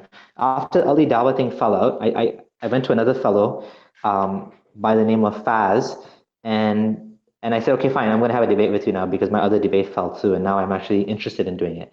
And he's like, okay, I'll have a debate with you, only about God. I don't want to talk about Islam. It's like, what the hell is this? Like, everybody wants to talk about God. I said, you want to talk about what? Kalam cosmological argument, the ontological argument, the like whatever, like the things that nobody ever gets convinced by. Like, oh, the greatest thing that ever existed is possible, and then it exists in one universe, it must exist in all universes, and therefore God, therefore Allah, therefore Muhammad, and talk to an angel, and therefore, like, it's just like, it's just like nobody wants to discuss what they believe, and there's a reason for that. Like, people, like if somebody's coming to you and they're Muslim and they're saying, I'll debate you, but I'm not going to debate Islam, it makes you wonder, like deep down inside, is it like you must know this is indefensible, right, Abdullah? Can I ask both of you, do either of you speak Arabic, or can you read the Arabic Quran at all, or is it only the English translations? Yeah, so 99 probably percent or 99.9% of Muslims can read Arabic. The letters, the sounds, they can read it phonetically. So like the letters, just the sounds that they make, just like any child can do in English, right? They can just read the sounds. They don't necessarily know what the words mean.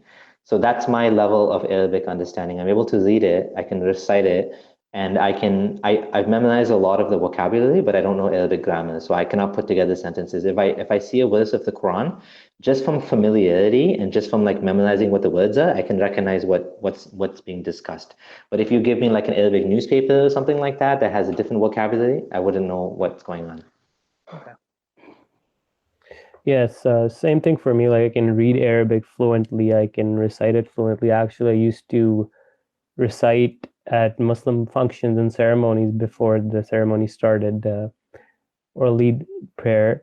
But like the same thing, I'm very familiar with a lot of the Arabic words. So just knowing the meaning of the words, I can get a good grasp of what's being said in the Quran or in the recital, but I can't grab, suppose, a hadith book or an Arabic newspaper and start reading it and understand what it says. So And do you? one of No, sorry. go ahead. Carry on. No, carry on. One of the other issues I've noticed is like a lot of the Muslims, or actually majority of the Muslims, are non-Arabic speakers. They don't even understand what's being recited. I think only about 20% Muslims are that fully understand classical Arabic and can speak it, right? Yeah, and even Arabic speakers, may not necessarily, understand the Quran. I had an Arabic Egyptian friend that, people like he didn't understand the Quran. He had to learn.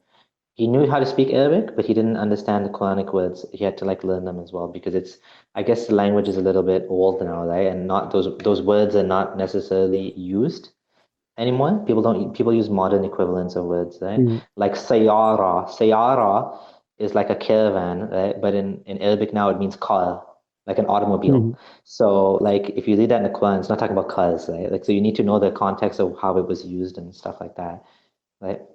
What would your two guys' responses be to some Muslims who would suggest, oh well, if you can't read Arabic fluently or understand it to the level to a scholarly level, then you are not, how would one say, Not qualified to enough, deny that it's not true. qualified. Yep, that potentially as well. Yeah, or to debate or to have a Abdullah, discussion with people who do understand it well. yeah, Abdullah, I'll let you go first on this. One of the first things you ask them is, hey, do you know Latin or Greek to understand the Bible before you reject the Bible? Like, Greek, yeah. yeah, right? Or do you understand Sanskrit before you reject Hinduism? And that's the flaw in this logic is you don't need to actually understand a specific language fully to decipher what the message is, right? Like suppose nobody has to like learn German and read Hitler's book, I think it's Mein Kampf, before realizing that it's wrong.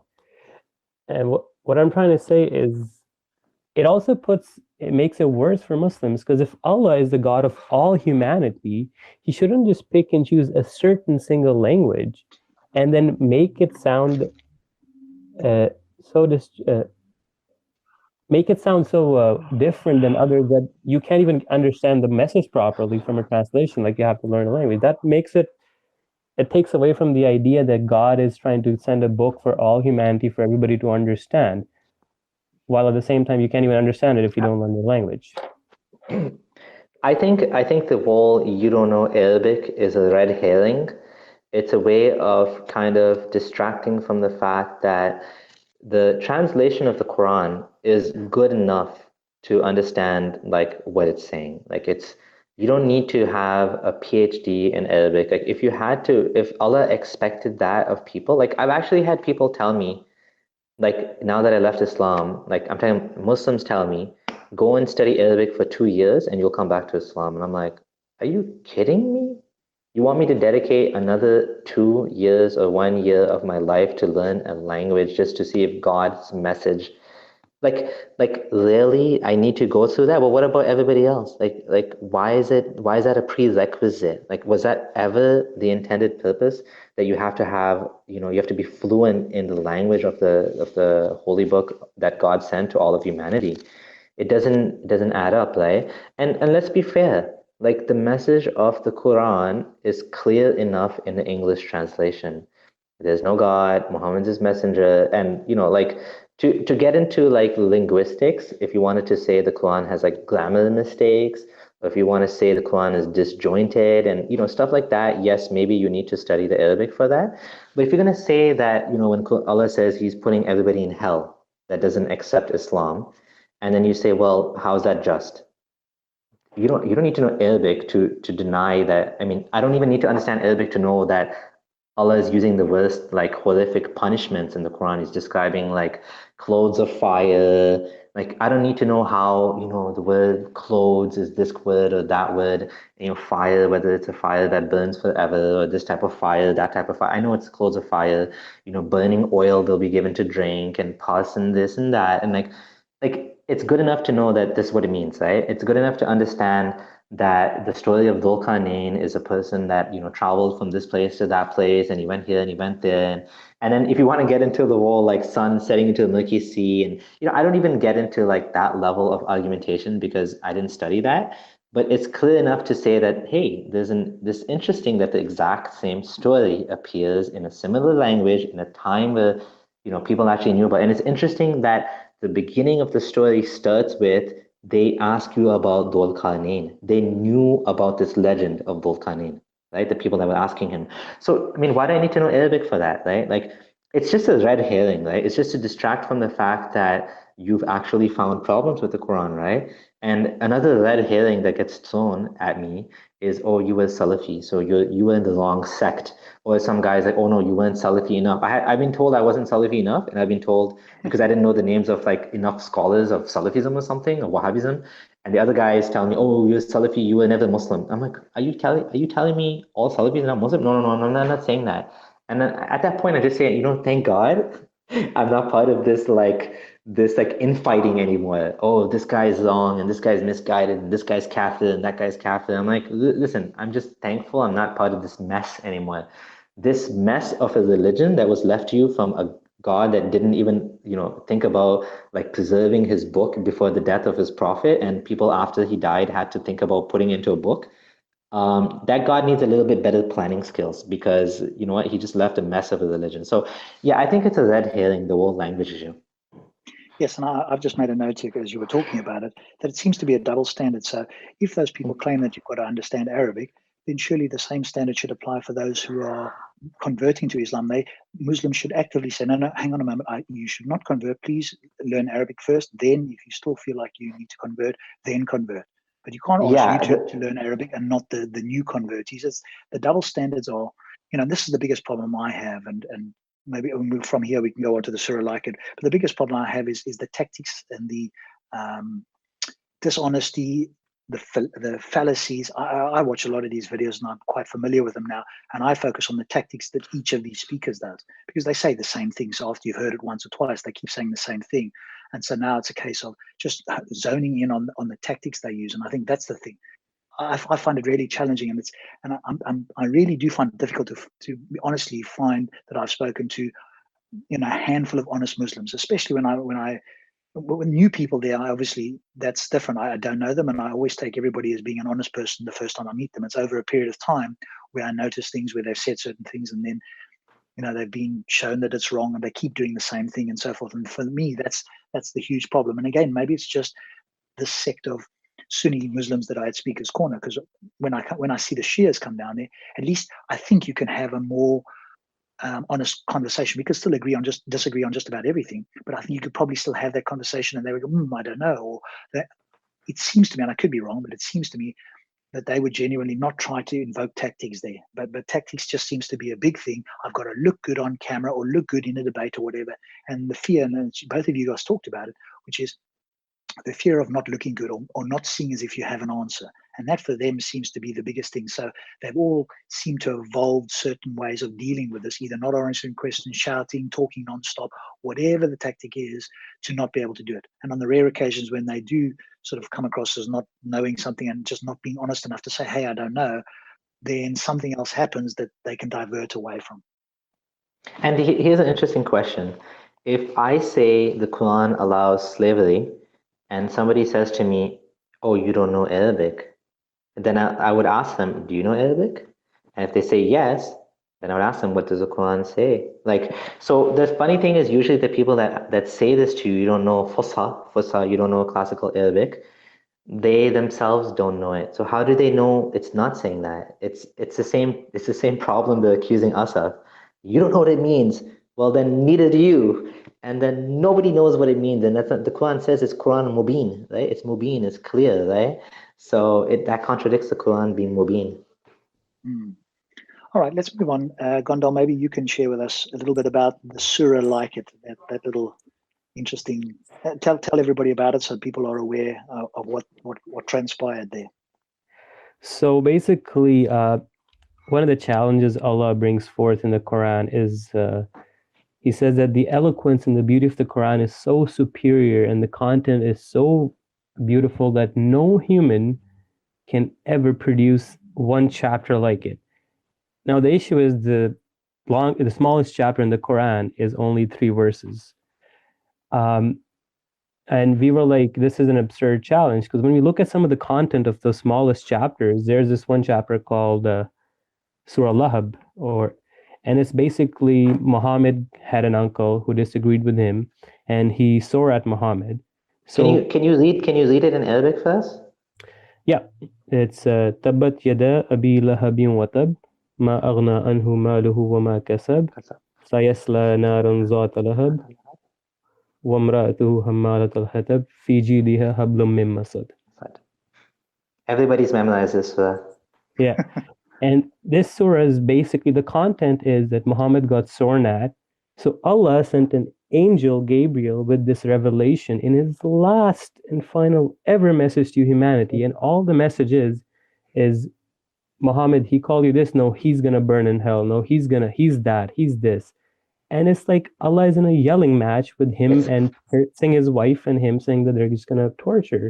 It's epic laugh battle. Yo, you insulted my prophet. You are the one, you're going to be cursed. You're going to go to hell. And your wife, too, she's going to be carrying this thing around her neck. Yeah, sorry. I got carried away. So I was like, this is pretty easy to match, right? So we found this surah that was written by, I'm not going to name the person due to security issues, because it was written by a person who has a degree in Arabic literature from the University of London, I believe. He's a very, very big name in the Muslim community. He has written books for Muslim kids as well. He's now an apostate. So he's a good command over Arabic. And he wrote this surah. It's called Surah Faqaf, or he named it a Surah the Judge. Yeah. The surah of the chicken. Yeah. So we had somebody recite the surah. We edited it out, made it look like the Quran. And our social experiment was that we didn't even really make it look like the Quran. We just put the words in a video that were being read, and it was being read in a nice voice, right? Like kind of like how you read the Quran, right? Like not the way you just read Surah Lahab, but like in a sing-songy voice, like Yasin wal Qur, like reading it with in a nice melodious voice, right? Yeah. So basically, when you look at the content of the surah we made, it starts with mysterious letters, like a lot of the chapters in the Quran. Then it goes on soaring by creations of Allah, which a lot of the Quranic chapters do. Then the surah goes on to tell about some sins that you shouldn't commit, and if you do that, you'll go to hell, just like the Quran does. Then it's as the Quran jumps from topic to topic and it lacks a lot of structure, the surah just suddenly jumps to talking about the day of judgment, and people who are good will get this and that, and people who are bad will get this and that. And in the end, the surah mentions that for people who are good, they'll get rivers of water and gardens, and then it says they'll get crates of whiskey and dancing girls with no veil, which is funny because it's exactly what Allah wants. It says rivers of wine and women in tents that nobody's ever touched, right? The content is very similar to the Quran. The rhythm, it uses the rhythm of and R, which is found in, suppose, Surah Taha or Surah Maryam. It sounds almost exactly like the Quran, to the point when we uploaded the video, Muslims got tricked thinking that Abdullah's account has either been hacked or he's reverted back to Islam, or that Yeah, we posted the video, and not being like bigots, sometimes I post things positive about Islam, right? And because I give credit where credit is due, and I've posted things before like this is cool and whatever, and I made the post and I said this is a beautiful surah. I said this is a beautiful recitation, and it's emotional, and it's true. Like it actually brings back a lot of nostalgia when you listen to it. You're like, wow, it almost reminds you of this spiritual feeling you felt, this connection with Allah. And I had a bunch of people. One of them was a Hafiz. He's ex-Muslim now, and he was like, he told me it's beautiful, right? And then he told me I don't like. He's like, I don't remember this. Like, I'm like, did you watch it to the end? And he's like, no. I said, okay, go back and watch it to the end, because then after that, he's like, oh, I get it. It's not Quran, right? But it sounds like a bunch of like, I think almost everybody had the same reaction. They immediately just thought it was Quran. No, I mean, I think the dead giveaway to some people were like, why is Abdullah posting this? Like, why would he post Quran, right? I think I might have even posted Quran before. I don't know. But so a lot of people were like, people that were friends with us were just like, okay, this Quran's beautiful, right? I mean, it's kind of nice or whatever. People that were not necessarily friends with us were like suspicious, and they were like, right away, the first reaction was like, you guys are, you nasty people, you're mocking the religion, you're mocking, and nobody's ever gonna want to engage with you after this. How dare you insult us? This is vulgar, this is disgusting. Funny thing, this is like one guy had this kind of overreaction in the group, right? He's like, I'm gonna get this video taken down. I'm gonna get it removed. This is offensive to me, and I'm so upset, and you mocking and this and that. And the funny thing is, we actually made the video, you can say, in obedience to Allah. Allah says, say to them, try and make a surah like it, and you will not be able to, even if everyone helps you. So what's so blasphemous about responding to the challenge of what Allah said? I can't even take credit for the fact that I didn't even write the surah. Pretty much all I did was I did video editing. Okay, like that's it. I can't even take credit for this. But people got so mad, and a lot of people got hung up over the fact that we called it Surah Fa Qaf. I didn't want to put Surah Dajjaj, because Dajjaj is the word for chicken, is not in the Quran. There's no chicken mentioned in the Quran. There's cows and other stuff.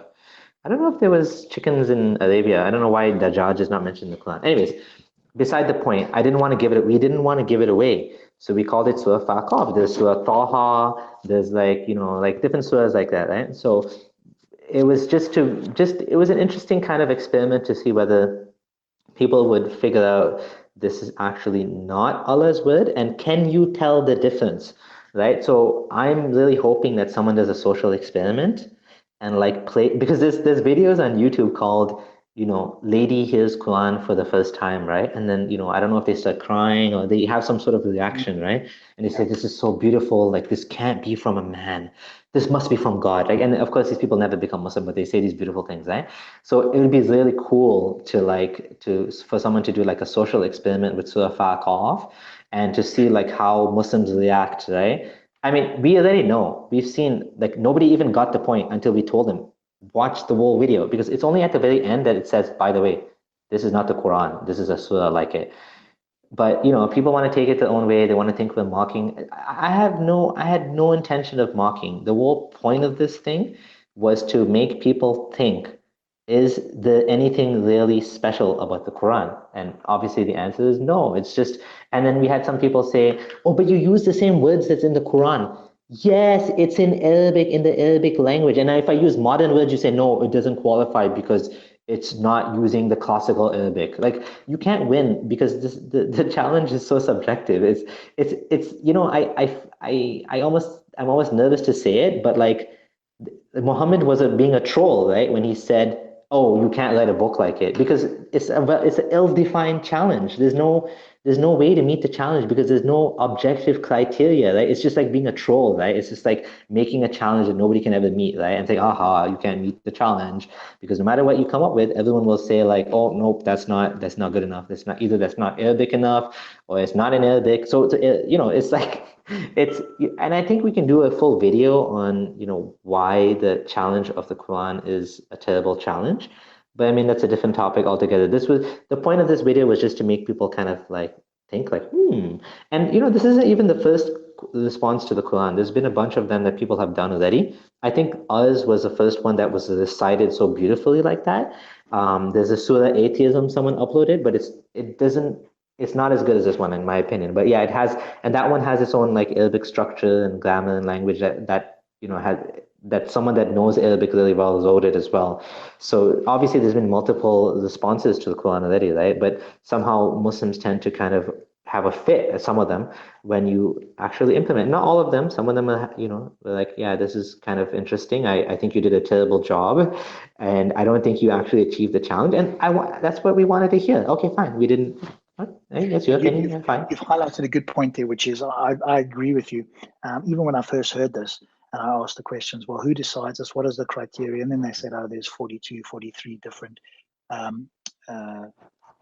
sort of, what do you call them, linguistic things that you can look for, etc. Well, who's going to judge this? And surely not every verse has got this. So it's really unfalsifiable. And then when you do the challenge, of course, they've got to say it's not one. Even if it sounded great, even if they got fooled, I got fooled, but I don't understand Arabic or whatever. This is the problem I have.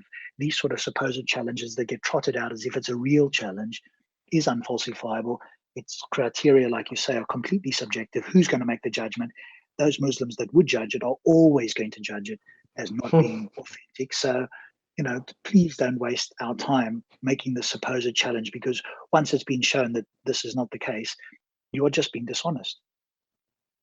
Gondal, have you got anything you want to add on the surah like it? Otherwise, I've got a few questions in the chat, and we'll sort of start to wrap it up by 12. And I've also got TJ, who's been very quiet and silent there. So, Gondal, maybe just any sort of last words on the surah like it, and then maybe TJ, if you want to ask any questions, go ahead. Okay, so basically one of the other responses I got to the surah like it was this one guy claimed that, you can just sing anything in Arabic and make it sound melodious. And he went to the extent of actually making a YouTube video.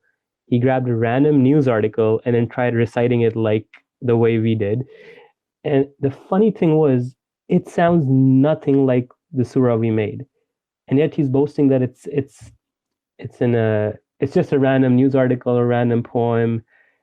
And anyways, I said, I dare you to upload the video, put it side by side to the recitation we had and the content of our surah with you reading a newspaper article. We'll see, let people be the judge. Obviously, he's never going to do that. And he didn't actually upload the video publicly. It was unlisted, right? He made it just to post as a response on your page, right? He didn't even want to like publicly say that this is wrong, right? Yeah, it was very embarrassing. Anyways, one of the repercussions from this surah, just before we move away, was after that Hyde Park group that we got kicked out of, there was a second group made again with atheist moderators in there. It was called Hyde Park Prime Group, right? So we posted this surah in there, and we didn't say anything. We said, this is amazing recitation, watch till the end. And it was just as I posted it on my wall. Nobody was being attacked or anything. We got the first thing, the post got removed. Not only everybody got booted out of the group, the whole group got shut down. This is how, and this was apparently a group that cherishes free speech. So it's clearly not free speech if you're restricting it. Anyways, that happened. One other thing Abdullah forgot, Samir got to mention is when the initial incidents were happening with the Hyde Park group, he got added into the group again and then literally kicked out a minute later. Yeah, someone added me back for a second. I'm like, oh, they put me back. That's cool. And then 5 seconds later, like, there's multiple admins, right? So yeah. I think they were having a debate, internal conflict there or something. Yeah. So I think one admin doesn't know what the other one's doing, or if they do, they don't care, and one just does whatever he wants. Yeah. The other funny thing was the reciter, right? He's obviously not a native speaker of Arabic in the Surah Like It challenge. So he did get some pronunciation of certain words wrong, which is fine because the same reciter, when he used to recite at Muslim events and would lead prayer in the mosque and give sermons, that same recitation was being praised by Muslims and it was like a big thing. He was a poster boy for Quranic recitations, right? But as soon as it's against the Quran, it's the other way around, and they kind of become like oh, your recitation is so bad, you make so many mistakes. I'm like, what happened all of a sudden? You loved mine before. And we knew that there was problems with the recitation, not problems, but minor issues. It just wasn't really worth the time to like do it again. And like we understood there's going to be some minor issues with like the pronunciation of Dajjaj versus Dajjaj, whatever, right? Mistakes. But the point wasn't about reciting it perfectly.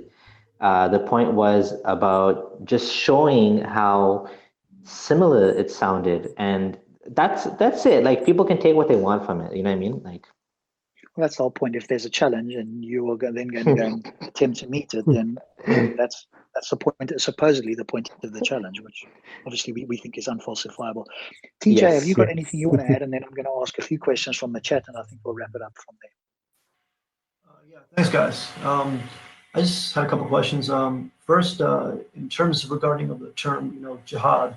When you guys were Muslim before, how did you view it, and have your views changed about the concept of jihad?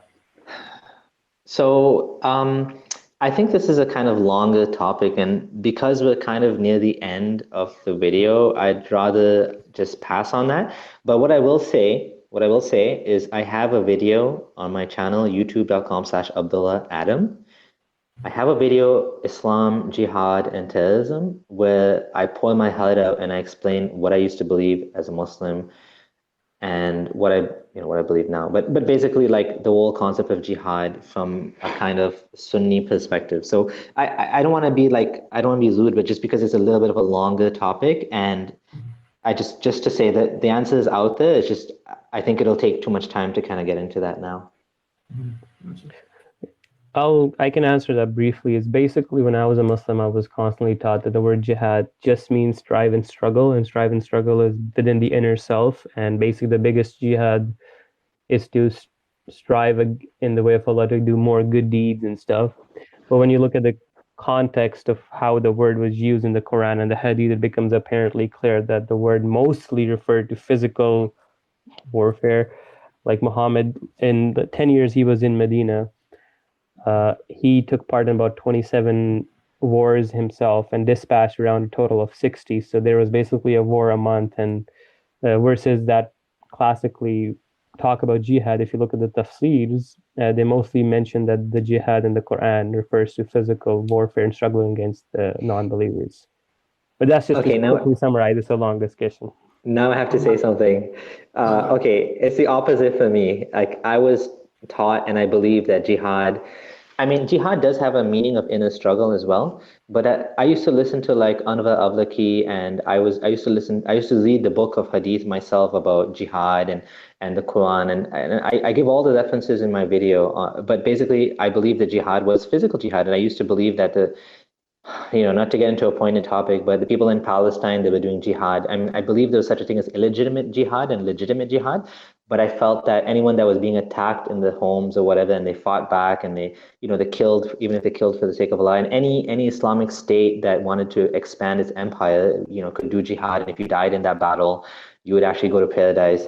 So I used to believe in it. It was a physical jihad, and the inner jihad I was taught was much less than the physical jihad. It was an inner struggle, but it was much, and it says in the Quran itself, not equal are those that go and fight and those that stay behind, right? The people that stay behind, they're at a lesser rank than the people that went out and they fought, right? And this is like very clear in the Hadith. So I had the exact opposite interpretation and understanding. I was taught jihad means to fight and to die for the sake of Allah. And I even wanted to go for jihad, but I didn't know where to go and how to do that. And I didn't believe jihad was basically bombing innocent people, like let's say in Canada. Innocent means anyone that's like here basically is innocent person, right? But I did believe that it would have been okay for me to go and fight in a Muslim army against the disbelievers that were, whatever. Basically, that's a long story short. So the opposite of what Abdullah. My last question would be, like you guys, I'm also Desi. I come from a Punjabi background, and I was curious to know, within your experiences within the Desi Muslim community, do they believe that they're actually descendants of Arabs and people from Central Asia, or do they believe that they are basically Islamized Hindus? From what I have understood so far, because I'm a Desi too with Pakistani origins and mostly lived my whole life there, they're actually very proud people that have their own separate culture from Arabic culture, their own food. They take pride in their culture. Most of, like, suppose in Pakistan, most Muslims still listen to music, although Islam, generally Sunni Islam, prohibits it. I don't think anybody says they're descendants of Arabs, but they just they're basically mostly Islamized Well, there's a whole subcontinent. Sayyid thing, right, Mhm. Abdullah? There's a whole Sayyid, oh, this guy's Syed, and this guy's Oh Syed, yeah. and Mhm. yeah. So that part is funny. It's some of them say that they're direct descendants of the family of Muhammad, but that's a small group, and they refer to themselves as Sayyid. And they claim that Muslims cannot give charity to the family of Muhammad, so they wouldn't accept charity or anything like that. Even to this age and day, it's been 1400 years something, and they still think they're actually part of Muhammad's family. It's funny because, like, like they actually did the DNA testing, and they said that Indians and Pakistanis all share the same DNA. So I found that kind of funny when some of them will come up and say, yeah, like I'm an Arab and this and that, when like the DNA says otherwise. So that was kind of interesting. Thank you. Cool. Thanks, DJ. Just a couple of quick questions to finish off. Hopefully, we can be brief on them. The question in the chat from a Muslim was, when you talked about the Quran, let me just see if I can find it here. I lost it. I thought I had it here. He said there was a context behind it. Do you know the context? So I just want to see if I can actually, I'm now trying to scroll through it here. Surah, when you're looking for something, you can't find it. It's amazing. I'm literally trying to find that comment. Marshall, if you made that comment about the Quran and the context, do you want to just type it in again quickly? I seem to have lost the comment that you had there originally. So quickly type that in if you still want me to ask it. Or any other comments. I seem to have lost them all in the chat here now. So, oh, here we go. Here's one. Sorry, there's the two comments. I might find it. Here we go. Abdullah, I'm not sure which one, obviously, but I'm speaking to one of the two of you. When Allah said the Quran is clear, what's the context behind it? So I guess this is in reference to the Quran being clear for all men, Mubin? for all people to understand. Either one of you or both of you. It's Mubin. I would take that to mean that it's it's clear, like the central message of Tawheed, of the unity of God, of being thankful, of obedience, blind obedience to the messenger, about not questioning. I would say that is clear. I don't know if there's more to it than that. Or maybe I missed something. That's how I take it. Clear means clear.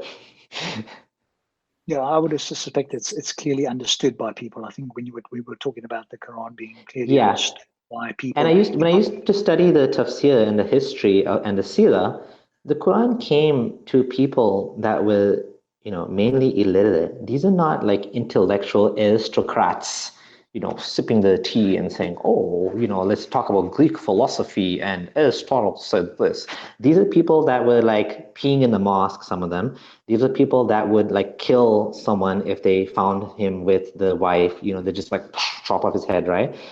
Not to demean them in any way, but this was a harsh desert life, and there were city dwellers that were more eloquent. The majority of the Muslims, they were accused of being sufaha, of being the poor people, of being the scum, right? And so the Quran came in a time and place where the majority of people, one of the companions, one man came to the Prophet and said, okay, like, what if I want to be Muslim and I just want to pray and do nothing else? Like, that's all I want to do. I just want to pray. I'm just going to do one thing only, just pray. The Prophet said, okay, you'll go to paradise, right? I was like, cool. That's all I need to know. That's fine. Okay. So like, there's obviously different people, and the Quran is supposed to appeal to different people at different levels. But the main message was simple enough for the common person to hear and to understand what it was saying, that there's a day of judgment, that there's a reckoning, that you're going to be judged and you have to obey Muhammad, right? And whatever Muhammad says comes from Allah, right? So that's what Quran Ming Mubin. I mean, it wasn't meant to be an intellectual exercise. And yes, maybe there's multiple levels of understanding where there's like a surface level like kind of message, and then there's a deeper message behind it. Sure, you can argue that, but I would also argue that the simple message is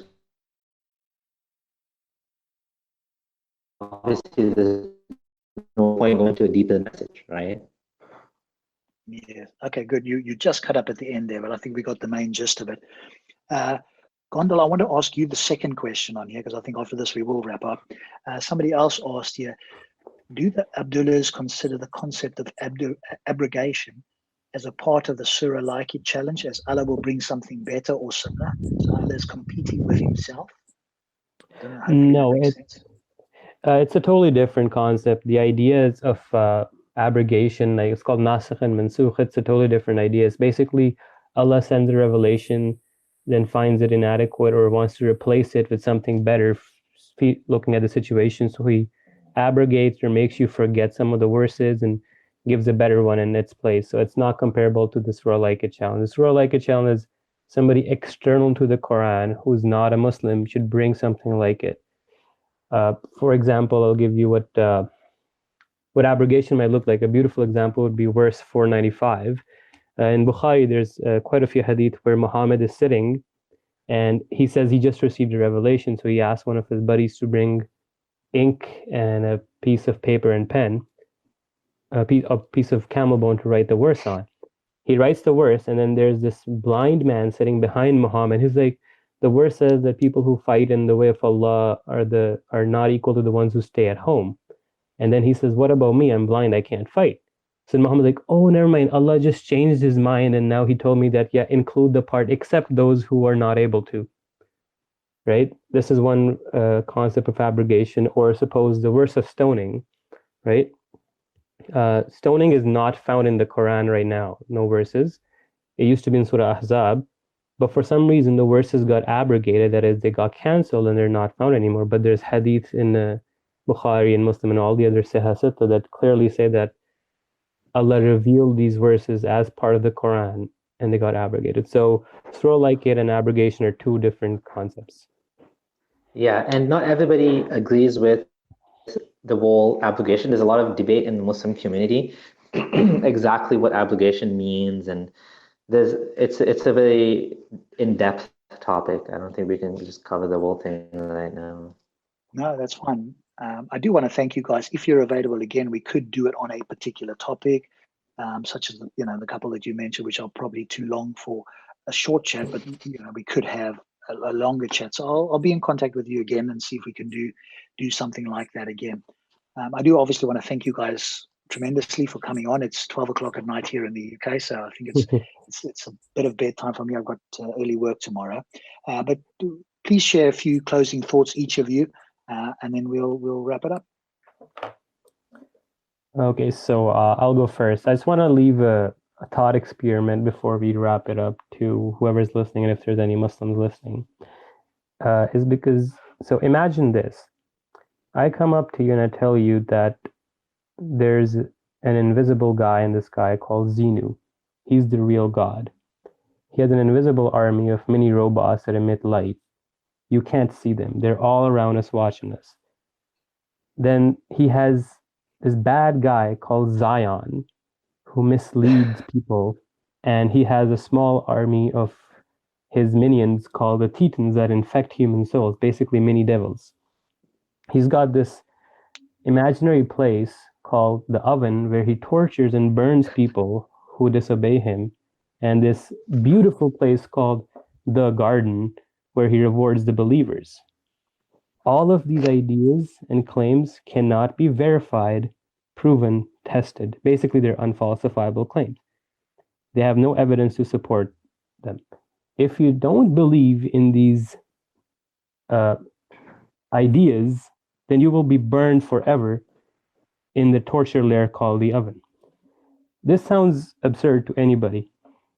But the problem is, this is exactly what theism is. It's trying to sell you an invisible product, and this is how Islam appears to somebody who's not been indoctrinated by it. It's exactly the same as the Xenu story I told you. Just change the Xenu to Allah, Zion to Shaitan, heaven and hell, Jannah, Jahannam, angels and demons. And that's what I'm trying to get to. Hopefully it helps people understand the absurdity in believing things without evidence, and especially having blind faith. Brilliant. Thank you so much. I think Samir has dropped off for some reason. I'm not sure if he's going to come back. We'll give it a minute to see if he's going to come back.